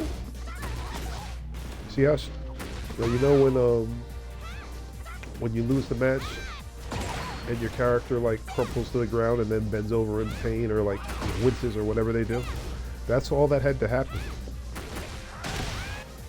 Should be finished. The character, as soon as a person plugs, the character falls down in pain, just like when they lose a match normally. And it says TKO. You win, and you get your points. Or whatever they want to give you. Maybe they want to give you half of the points. Oh well, you get something. You don't know if it was a, you know, a connection issue or they actually left. So you only get half. And they get, well, there's a warning. There's a warning system because I got some kind of warning because it thought I plugged. And I'm like, I was waiting for the next match. I don't know what happened. It happened during the, what screen was it? It was like we already both had said, accepted the next match, and then it kind of like froze, and then it went to the main menu, and then it was like, I got a screen telling me about a penalty or whatever, and I'm like, I said, I accepted the request. I didn't, what are you talking about? So maybe it dropped it. I don't know.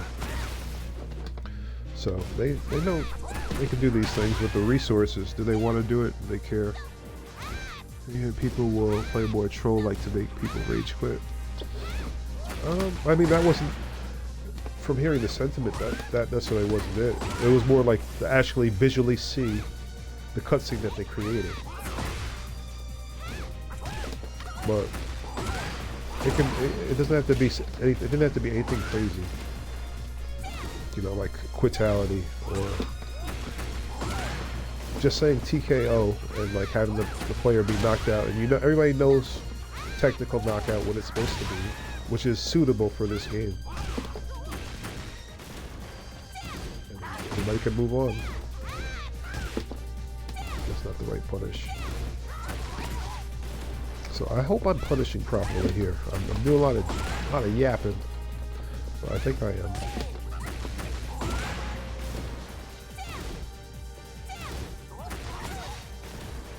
Well, if you think we're doing a lot of yapping, why don't we add another move?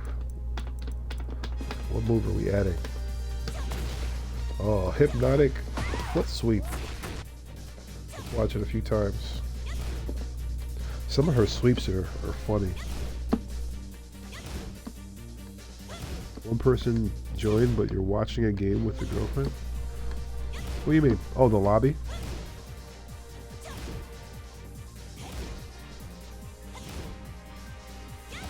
Are you out of New York State? Are you someplace else? Or is she visiting? Okay.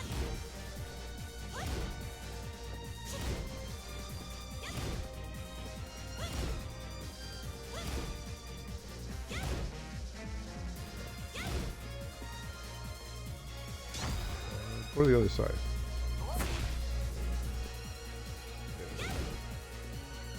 Watch it on both sides.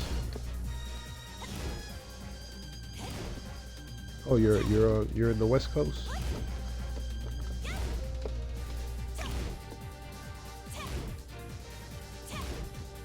Oh, okay, I see. I understand.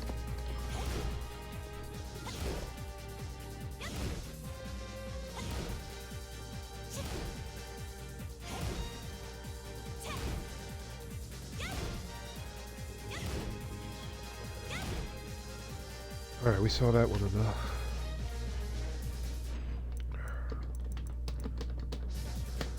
How do you like to laugh? Now, this is my, you know, this is what I do when nobody's around. I don't usually stream this, but sometimes I'm like, well, I'm gonna stream, and I want to practice.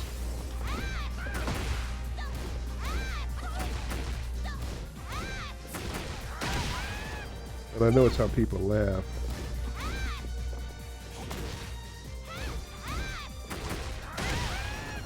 I put them on short intervals, so it kind of, it has that match feel to it.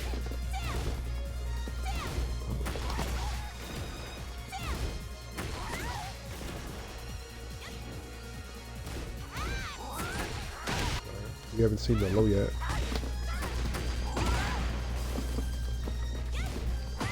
There Yeah, we're gonna learn this Link matchup.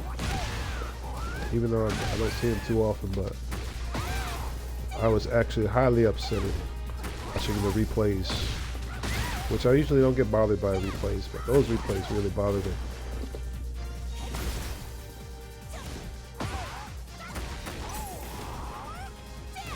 Last week it was Nina.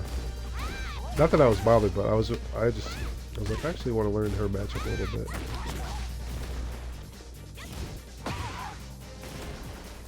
That's the wrong punish. You didn't fucking mean to tell me that was the wrong punish. I cannot launch that low. I like it's a back turn thing. Yep. So that low. Oh, shit, we did that time. Hypnotic. I gotta do. Well, let's see. While rising 1-2.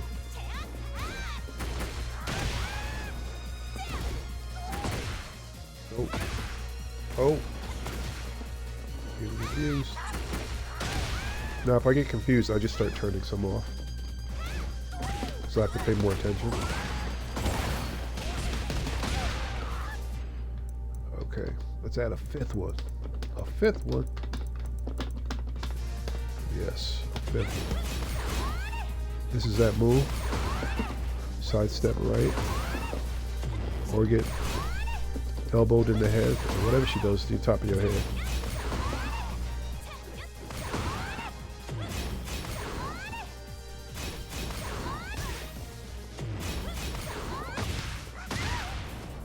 I don't know if that punish will work for me. It is a punish, but I don't know about the next after.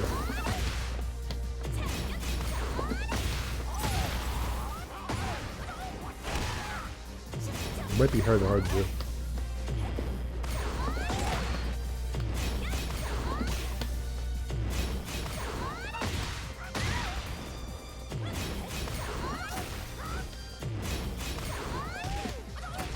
I could just see now. I would try to launch it, but then your hitbox gets really funky,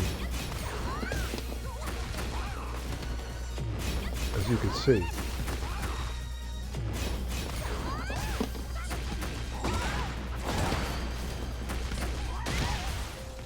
I was able to work something out, but yeah, I was concentrating.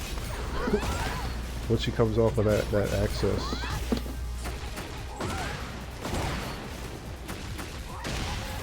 It's not super big damage, or at least what I was doing.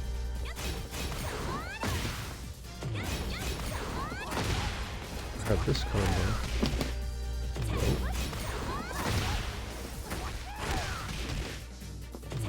Nope. Wrong combo.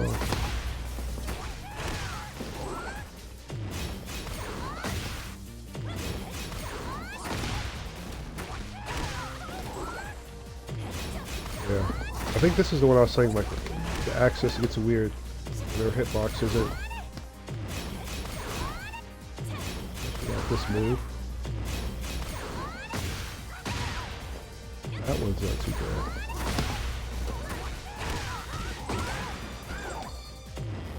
I didn't have the punish.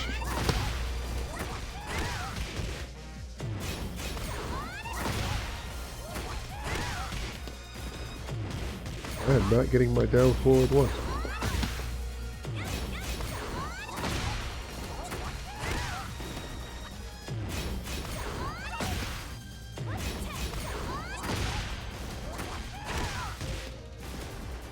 Really? You give me my down? Alright. Bring all the other moves back. Now let's piss me off. So let's put them all together. In August, okay. Well, in August there is there's board game day at the mall. That'll be something for you guys to check out. It's the Retro Game Con, but there'll be video games there too, and board games, and something to do. It's on a Saturday. I think it's in the Discord. If not, I'll get it in there. And I don't know if you remember, um, not this Saturday, but the following Saturday, 25th, there is we're at Larger Than Life again for the summer party.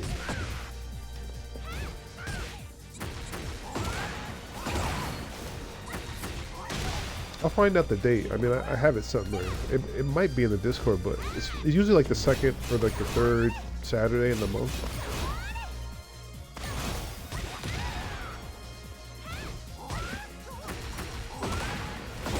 And they're right in the Canyon area. All board games, board game library. They're free to play. And if you want to buy them, they're there, so you can also buy them. And then we have like a video game set up. So it's like a day at the mall, you get gaming, because everybody's still shopping and walking through, so it's kind of cool. It's cool. Like 2 years ago, I had it, and I had Tekken playing, and people were walking by, and it's like, the guy's like, "Is that the new Tekken game?" It's like, "Yeah, it's the Asian guy." That's why I like the retro game kind of stuff.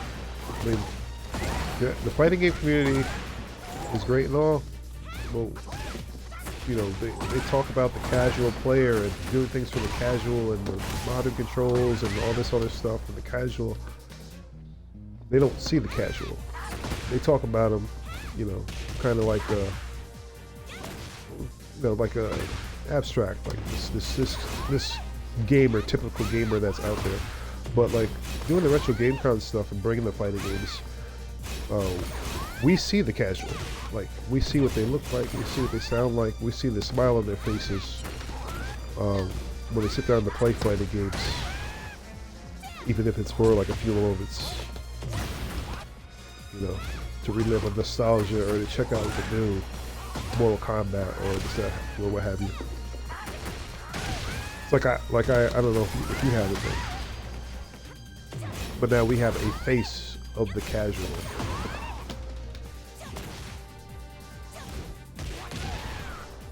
When I do things for fighting games, I try to keep them in mind because I've seen them most often, more than the fighting game community at this point. But today we were at one of the local public libraries, the Retro Game Con.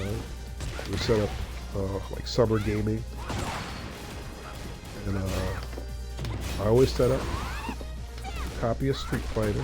Kids are playing their games. You know, they had Sonic and SpongeBob and some other crazy games out there. But when I set up that Street Fighter 6, kids are like, "Oh, Street Fighter! You want to play Street Fighter?" What about it? They all know Chun-Li and Ryu from Fortnite.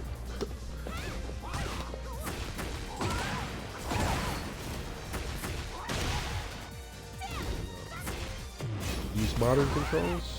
Actually, the funny thing, they didn't necessarily know what they were using.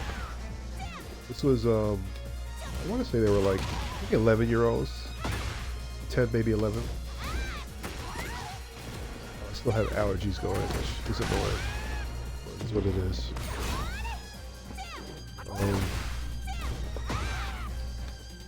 But yeah, you know, they go through the menus, they just set up the control. They have no clue. Modern or classic, they don't know what they're using. They're just playing when they sit down. Some adults too. This is like,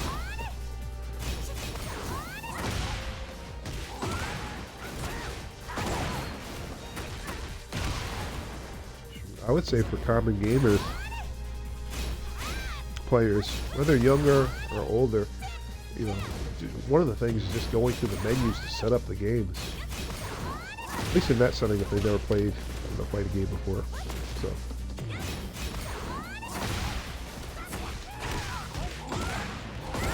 help them out, get them set up.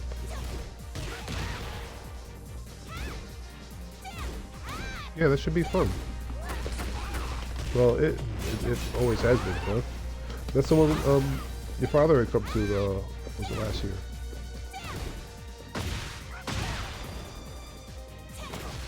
And was it?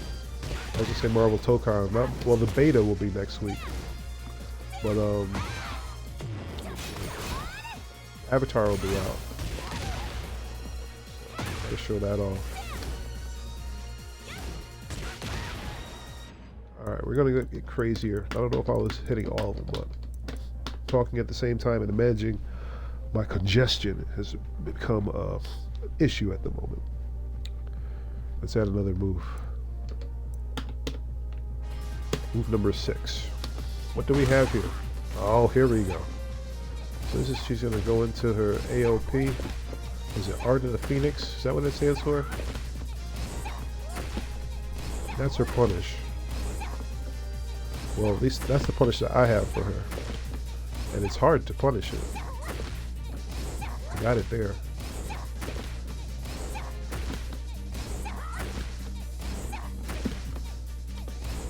Negative 13. Because she's not safe.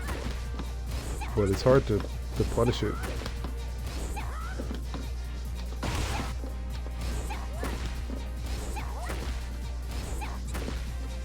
Because it happens so fast. Was it happens 20 frames? But before you know it, she's flipped. So I guess you gotta be anticipating it.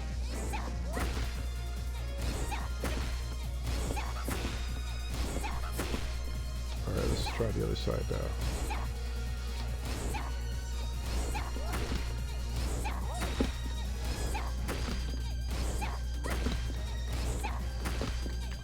We have an event during August. Cool, Retro Game Con? Yeah, the board game day. Yeah, that's what that is. The one at the mall. So, larger than life on July 25th, outside, with like the vendors and the games inside.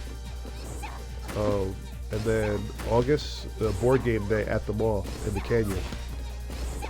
Now, I'll make sure you get the dates. I'll let you know after the stream. For sure. Oh, Sucker Punch event. So, well, let's put it this way. I have to kind of play things a little bit by ear the next coming weeks. But I want to do something for Avatar, which would be next Friday. But I won't know until, you know, how I'm feeling based on everything until later next week. But I'm definitely gonna try to make it to the Saturday night. And then Marvel Tokon. Is that what you're wondering? Because that's what I'm thinking about. I want to do something for that. So I gotta do some talking with Gumdoll, Vinny a little bit. I mean, we could do a basic, you know. I gotta see if he wants to do a Friday, like a launch for it, or if you want to go a little wilder, do a Saturday event, which more people might be able to attend. It might be more fitting, because I think it'll be a fairly popular game if people can get their hands on it. So that will be next month. So Sucker Punch event, it's kind of being planned. You just have to see how things go. For Marvel Tokon. Got it? Alright, now we know what it is. It sounds like she kept saying Alyssa. 6 moves at once. Alright. Oh, we got hit in the head already. We tried to sidestep, but couldn't. Right punish, but not punished. Sidestepped it, but not a punish, but we moved out the way, so we're happy. Nope. That's the punish. Nope. Nope, we missed the launch. Didn't get the punish there, but that's the right move.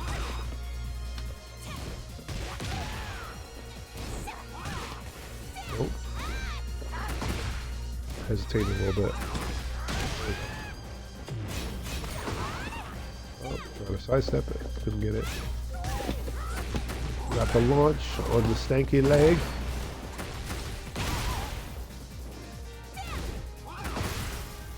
No punish. No block with the right punish. I'm gonna do well. Still got hit and hit trying to sidewalk. Wrong punish. Launch. Punish.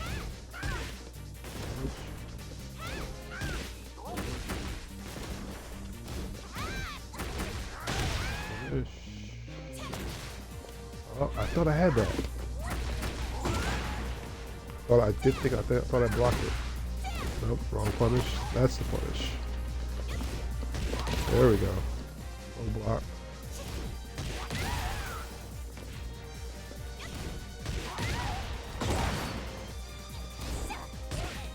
Nope. There we go.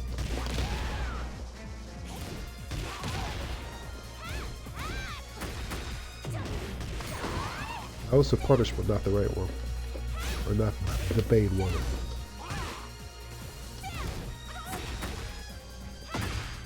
Oh, I ducked. Punch.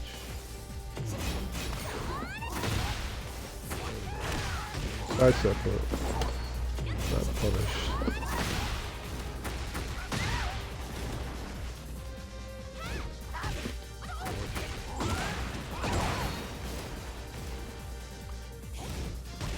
You read.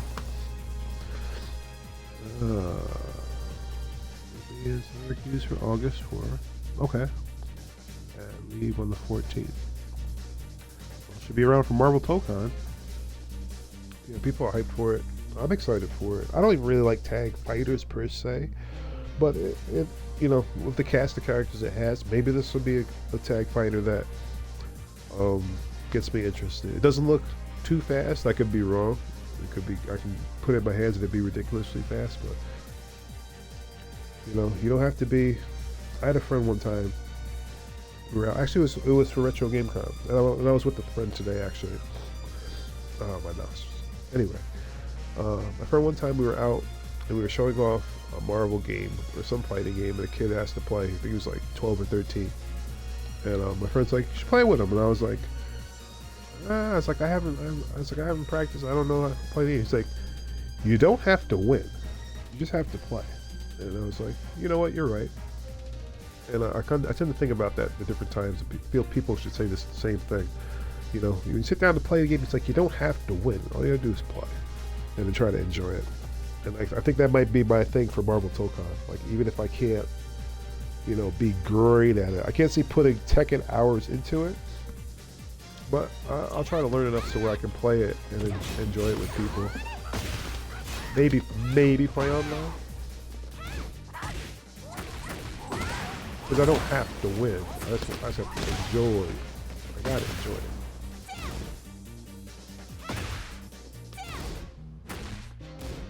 Yeah, we'll definitely get that. I really want to get the Avatar one. Something about that. I started watching the Avatar in the last couple of months, and I enjoy the show. I didn't watch it when it was on because I was in grad school at the time, and I really wasn't watching much cartoon stuff at that point. I think I knew of it, but it wasn't something that, I wouldn't watch cartoons, but I didn't think it was something that I would like. So I didn't pick up on it. But everybody was like, it was great. When that Magic the Gathering set was coming out, I was like, let me check it out. And I started watching it, and I was like, this is actually really good.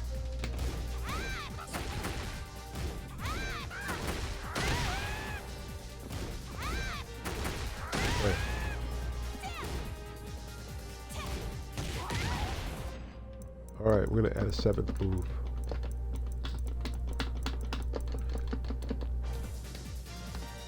What is the 7th move? Oh, I might have to take that out of there. Now, it's just this like weird kick. What is it? It gets me every time. Because it's like staggers. Like she doesn't quite. I'm blocking it now, but she staggers it. So it's easy to get hit by, especially when she's going all fast. I probably should be learning how to low parry that rather than block it. I think we're going to try to low parry that. And I think when I practiced a couple of nights ago, I was having a hard time blocking it normally, but it was easier to low parry it, just based on the timing, because the window, I guess, for the low parry is a little bit wider. You tell me, I could be wrong. switch sides.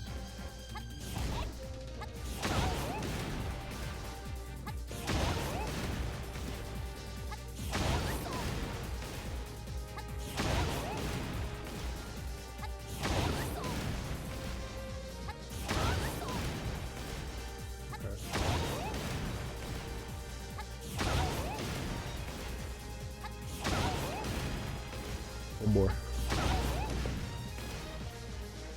Okay.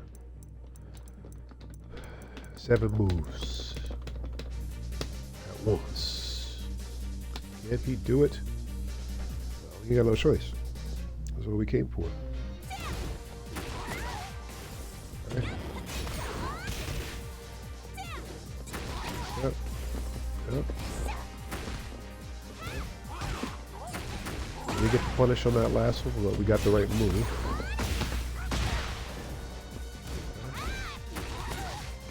It worked. It wasn't quite. Oh.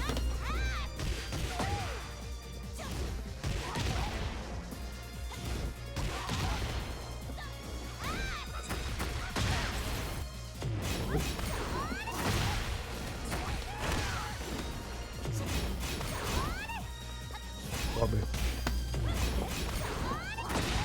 I did block that low, but oh, messed up. There we go, but didn't punish.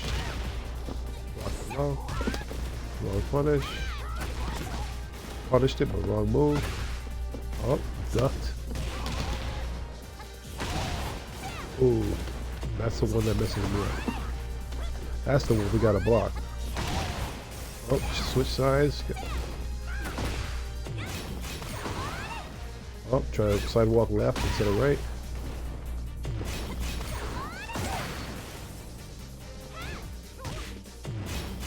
Can you get the input?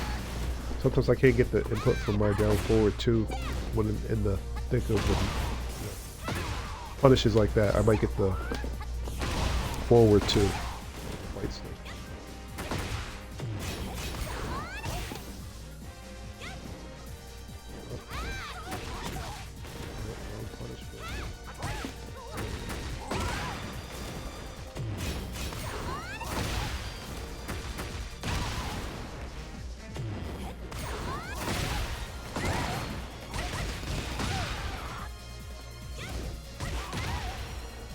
Block.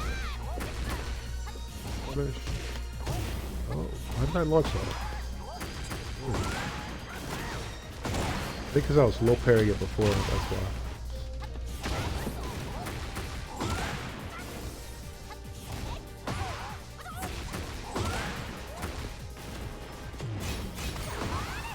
Oh, try side step left.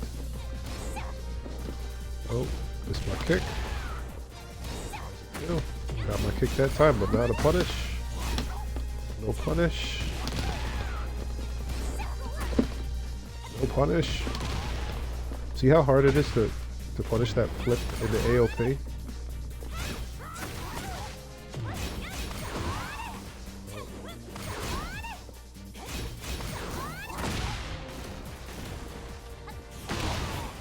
Oh. That's the low we need to block.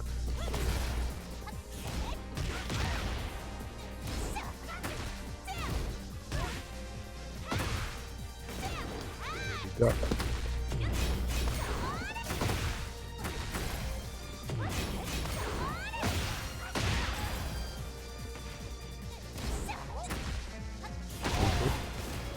Just a block.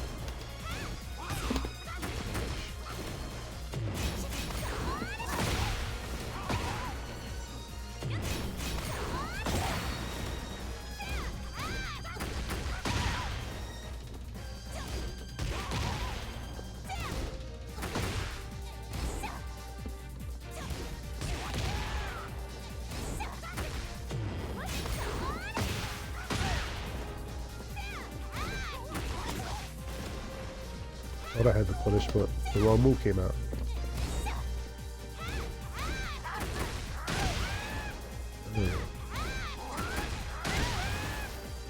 Alright, pause it right there. Now, for the 8th move. See what it is. Oh, it's that one. We'll roll into a ball. Back turn. Kick me in the face to be plus 11. I'm plus 11. She's negative 11. So I could punish with that, but that's not his punish for this. I'm not sure what anybody else is supposed to punish with.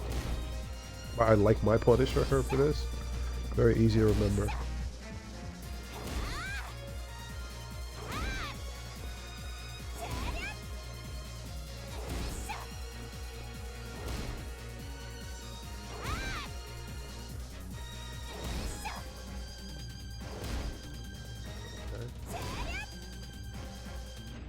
Alright, it's time for the crazy 8. 8 moves all at once, firing at all cylinders, short intervals. Here we go. Launch. I'll make my combos short. Oh, that slipped up. Oh.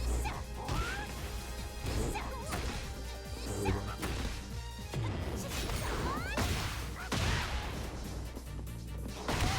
Oh, go for it.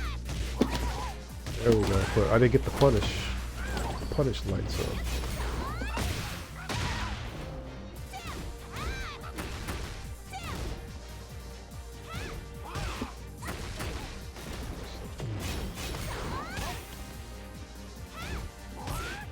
I almost ducked there. Actually, I think I did duck there. We just didn't register.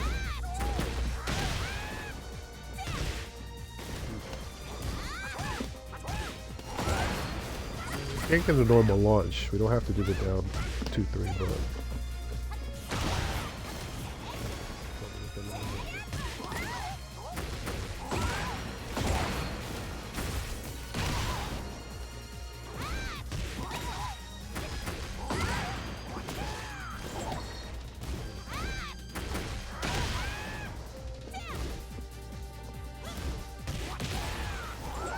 at minus 13 windmill arm move, I am not punishing consistently.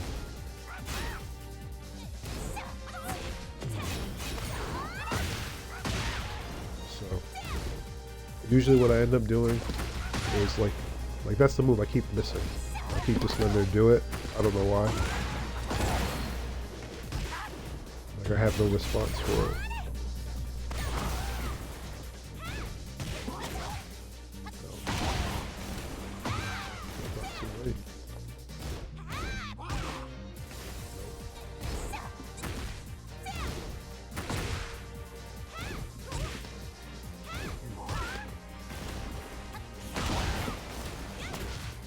Too late.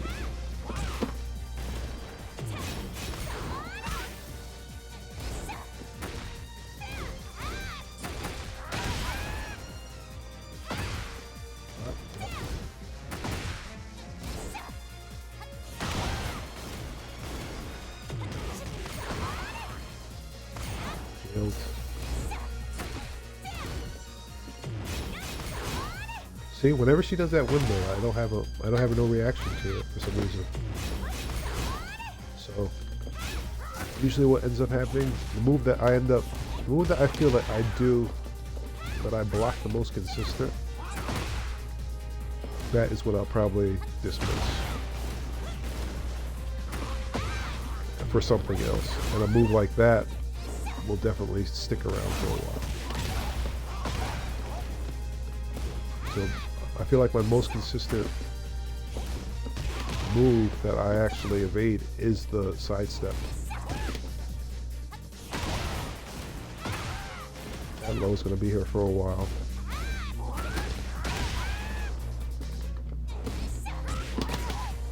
I don't know how long that move will be in.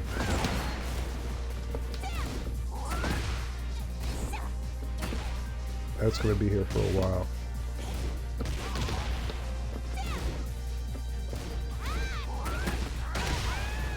Because I am not reacting to it. Which is weird considering everything else. Or I'm reacting with the wrong thing. It's that low.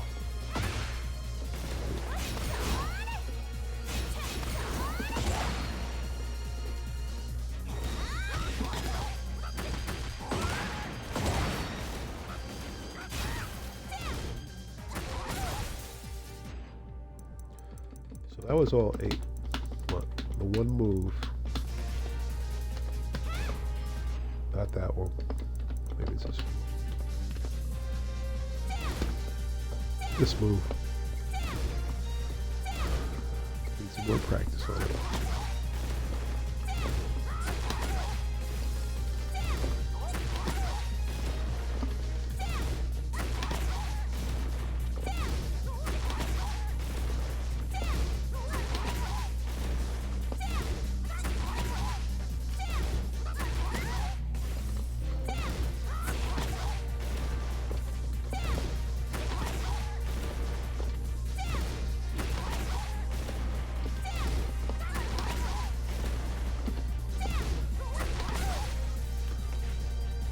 Switch sides.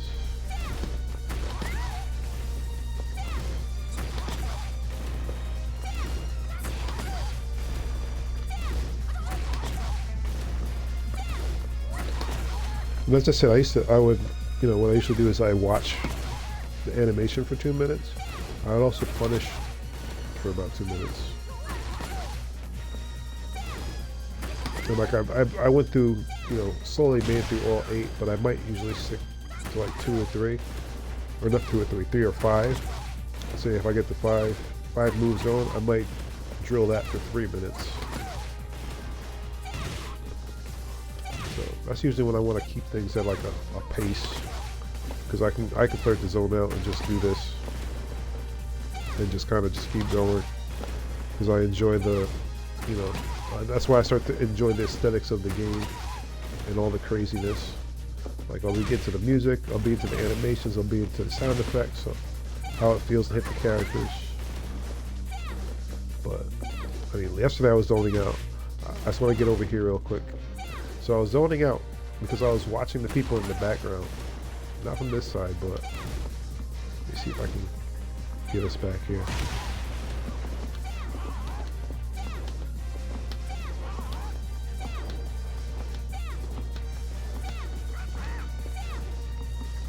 So the people sitting back here, take a quick short break. Where's the photo mode? For some reason I was like, this couple right here, I was watching, I was like, they are in such a deep conversation, and like she starts like whispering in his ear, and I'm like, what could they possibly be talking about? This is while I'm like doing like the drills. Like I'll just be drilling and watching it, and that's why I was watching myself, but I was totally having like a whole like, what kind of business could they be conducting? What are they talking about? Oh, wait a minute, what do I see in the back? Hold on a second. Can I zoom in the triggers? It's hard because I only have my fight stick. But hold on a second.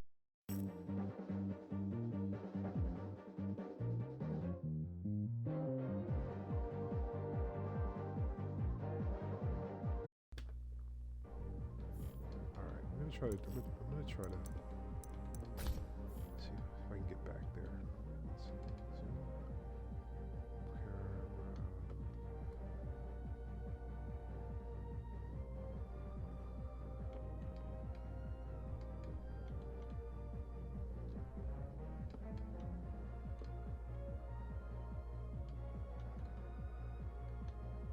See, we're stuck to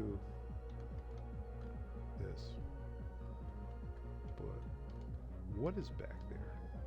Something funny, which I don't even know if anybody's actually seen it. But it looks like a woman is doing the whole Titanic in the background, like with her arms out at the end of the boat. Let me know if you've seen that anywhere, like online.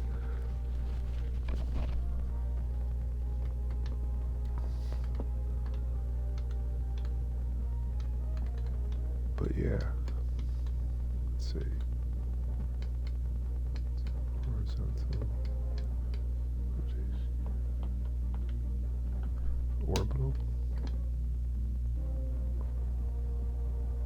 I'm just getting people dizzy. Sorry about that.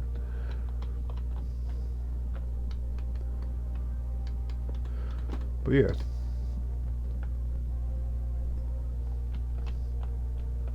Totally happened during my drilling. I stopped and I was like, what is this couple doing here? They start talking, they start whispering stuff back and forth. Like, what kind of espionage, spy type, like what kind of business are they doing? And just now, I'm seeing in the total far background, which I can't get any further, is a woman doing the Titanic arms at the end of the boat. That's kind of crazy. A little Easter egg. I don't know if anybody found it, but I found it this evening.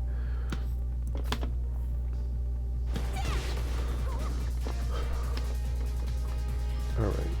Ooh, it's hot. So this is what we're going to do. We trained up enough moves. And some of the moves I'll take from the punishment. So I'll come through here and look like somebody did pick up the last 3 on my list, and I'll see what they look like, and I'll put them in mine, because you can do them here. It's just I could set them in an interval that's faster. Here you can leave, if you leave 5 or 6 open, it kind of runs this way. See if I left 5 of them. At least we'll put it on hard. And they all come at random, just the same, but I turn that off, the hit analysis, to kind of.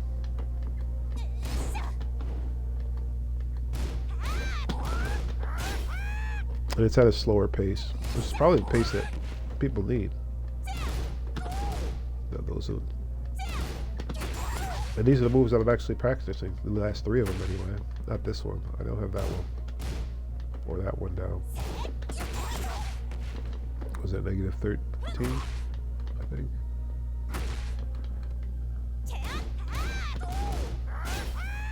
That's the punish.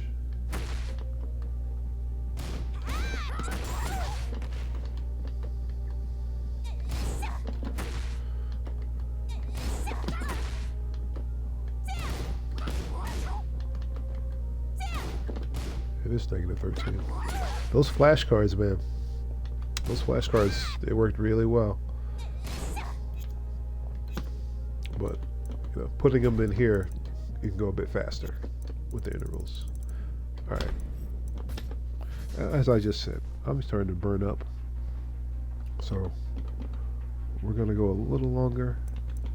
I'm going to grab the Super Ghost. I'm going to go Super Bros Battle. Because I did grab like 3 Xiaoyus. Tell you what, we'll use one of the ones that we picked up randomly. Actually, no. Well, see, I don't know if I can remember which ones. I know Fries, but I beat Fries. Was it March? I don't know. See, I beat Fries.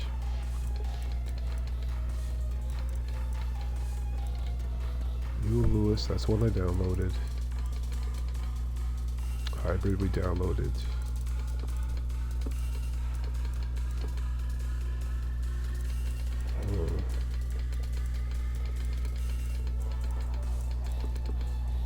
I might not have a download for the one ghost that beat me, but you know what? It's all right. We'll do you, Lewis. This is the portion where we do some ghost busting. And we take it a step further, and most folks will both the ghost busting fit. Now a step further, what I do is, now we took a ghost. We're not going to try to thrash the ghost. We're going to try to see the patterns, the moves that we've been studying, and see if we can punish them. And something I noticed last night, a lot of moves that I saw, like I learned to not punish by watching the frames. So I learned to not press on certain things. There was that low that I was bowling up at. In the shoulder, which is launch punishable.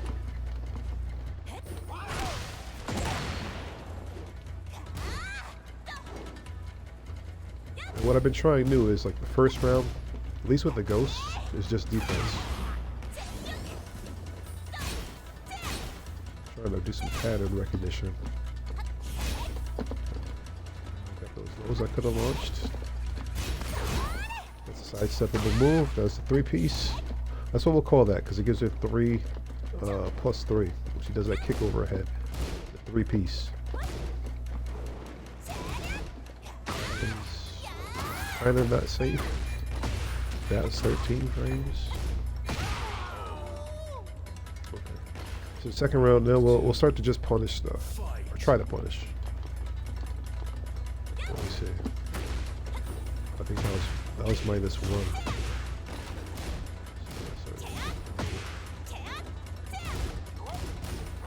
That's that move that I need more practice on. That was not punishable. But we tried it anyway.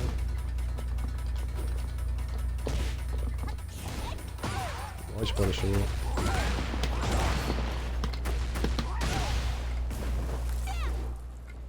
That punishable 13 move. You did a little back turn, twisty McFisty. Oh, caught my feet.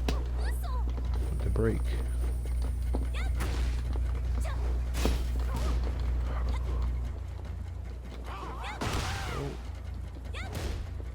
+1. That's the right punish. I think that's -12. Huh. 24. Alright, now we'll forget everything that we know.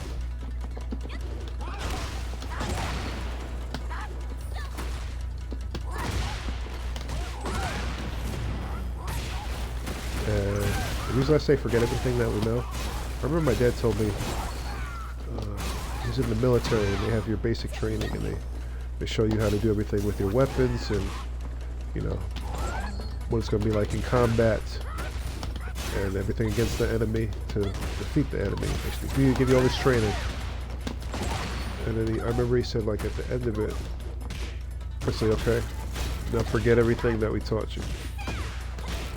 And it's in a sense, now you're no longer hyper focused on what you learned. It's just kind of, you let it subconsciously work at that point. So that's why I said for this round, the third round ish, to I'll just forget everything I learned and just fight. And allow that, what we worked on, everything we saw today, everything we practiced, to kind of start trying to gel.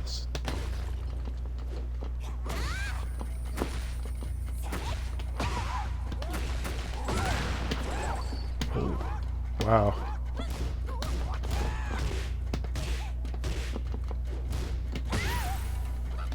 Oh, I missed. Not that time.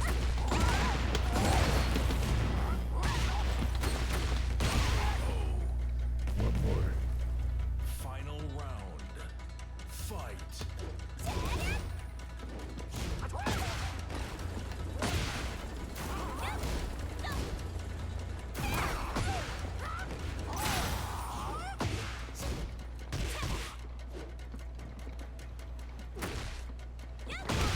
Ooh.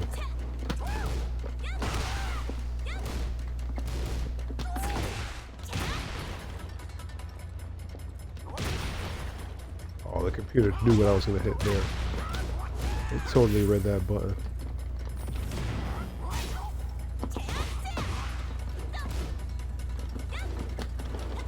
Wow. So once he gets real low on that AOP, definitely can't do 3, 4, 4. Bug eye fool. Round 1. Fight.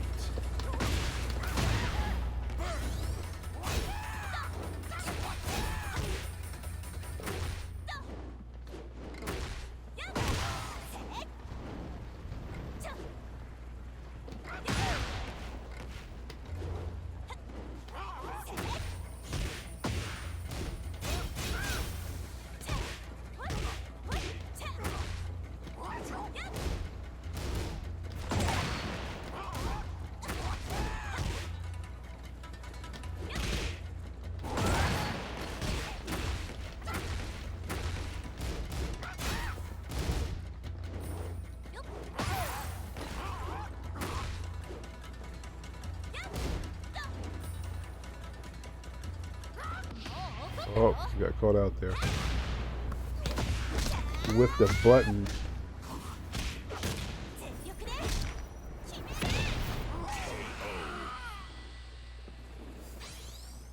Round 2. Fight. Oh.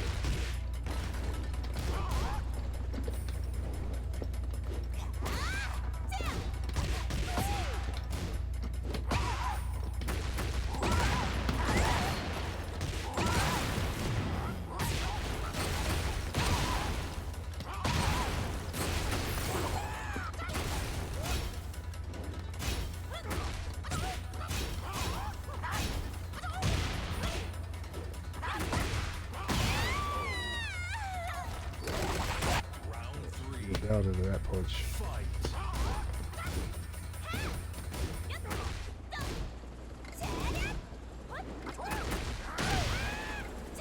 I feel like that she has to be negative during that, but she's so far away that you get clipped if you try to chase her in on that.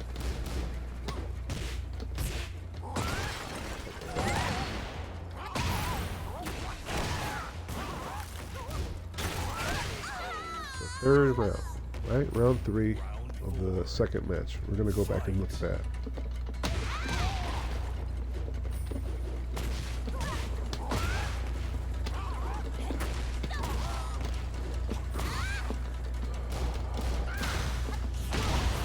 I blocked that. Oh, you didn't.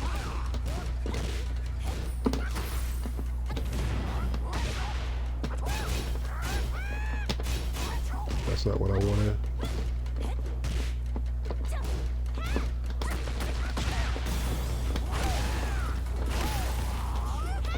Oh, I was gonna say that little hop kick backward to the shin is like +5.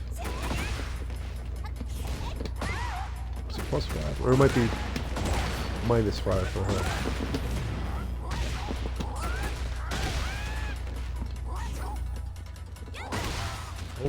Try to slide into her foot.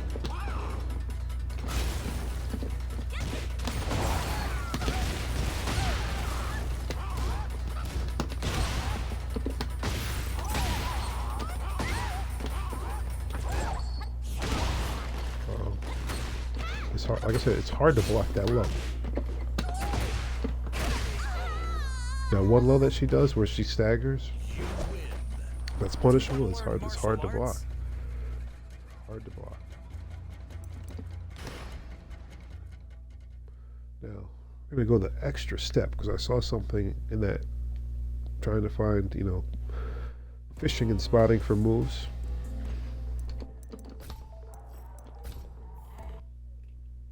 There's a move that she did.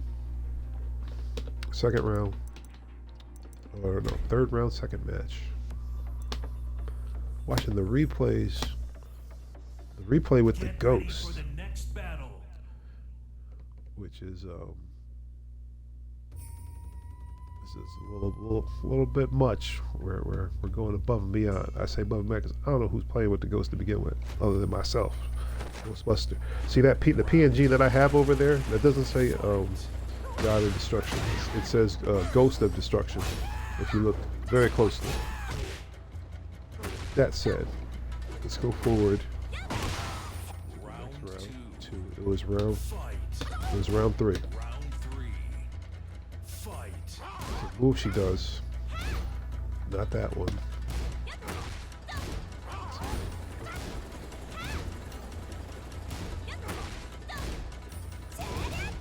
That. And left her back turned.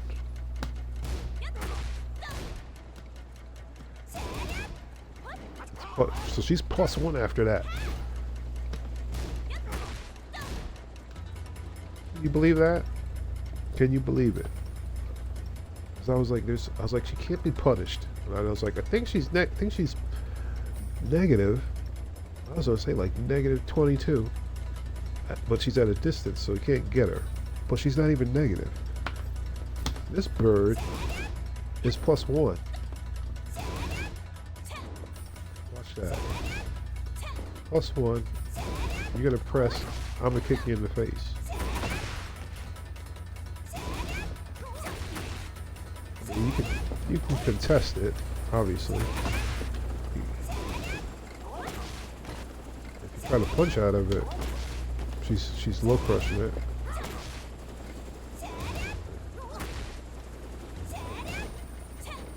Well, it looks like she low crushed it.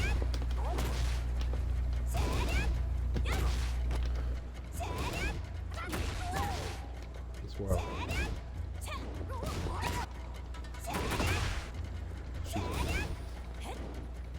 She's -1. I'm +1. She's -1, so she's safe. Very safe. On hit, she's +4.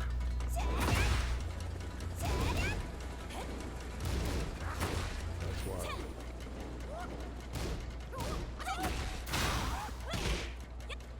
Yeah, that's all I wanted to say. I was like, how can I punish that? She should be punishable. After that, back turned all the way out there, but she's not. I'm only +1. She is very safe from danger. Like I said, most stuff that she does, where she gets back turned, she's safe. She can safely go into her. She's safe, yeah. The place is safe afterward.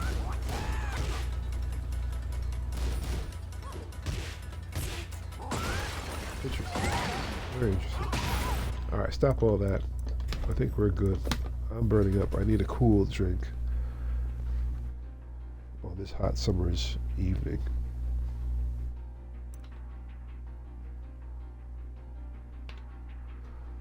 Well, I think we're going to call that a stream because, like I said, I'm burning up in here. Got to get some air, something to drink, maybe ice pop, freeze pop, something.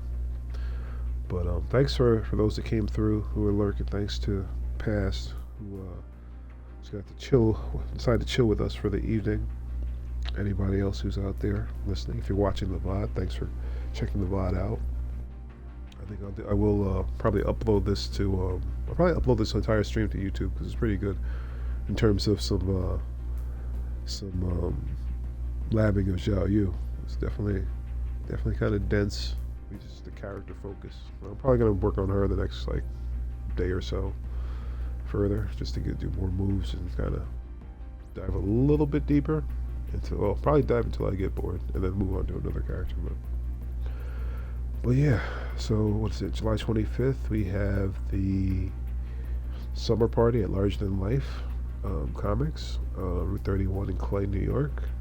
12 p.m. I think 12 p.m. to 5 p.m. Or I think it's actually no. I think it's 11 a.m. to 5 p.m. Saturday, July 25th.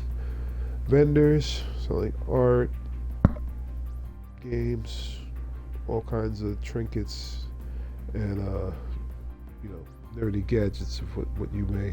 All kinds of stuff out there. Fun time inside. We'll have video game setup, retro game con, Sucker Punch. We'll have some fighting games.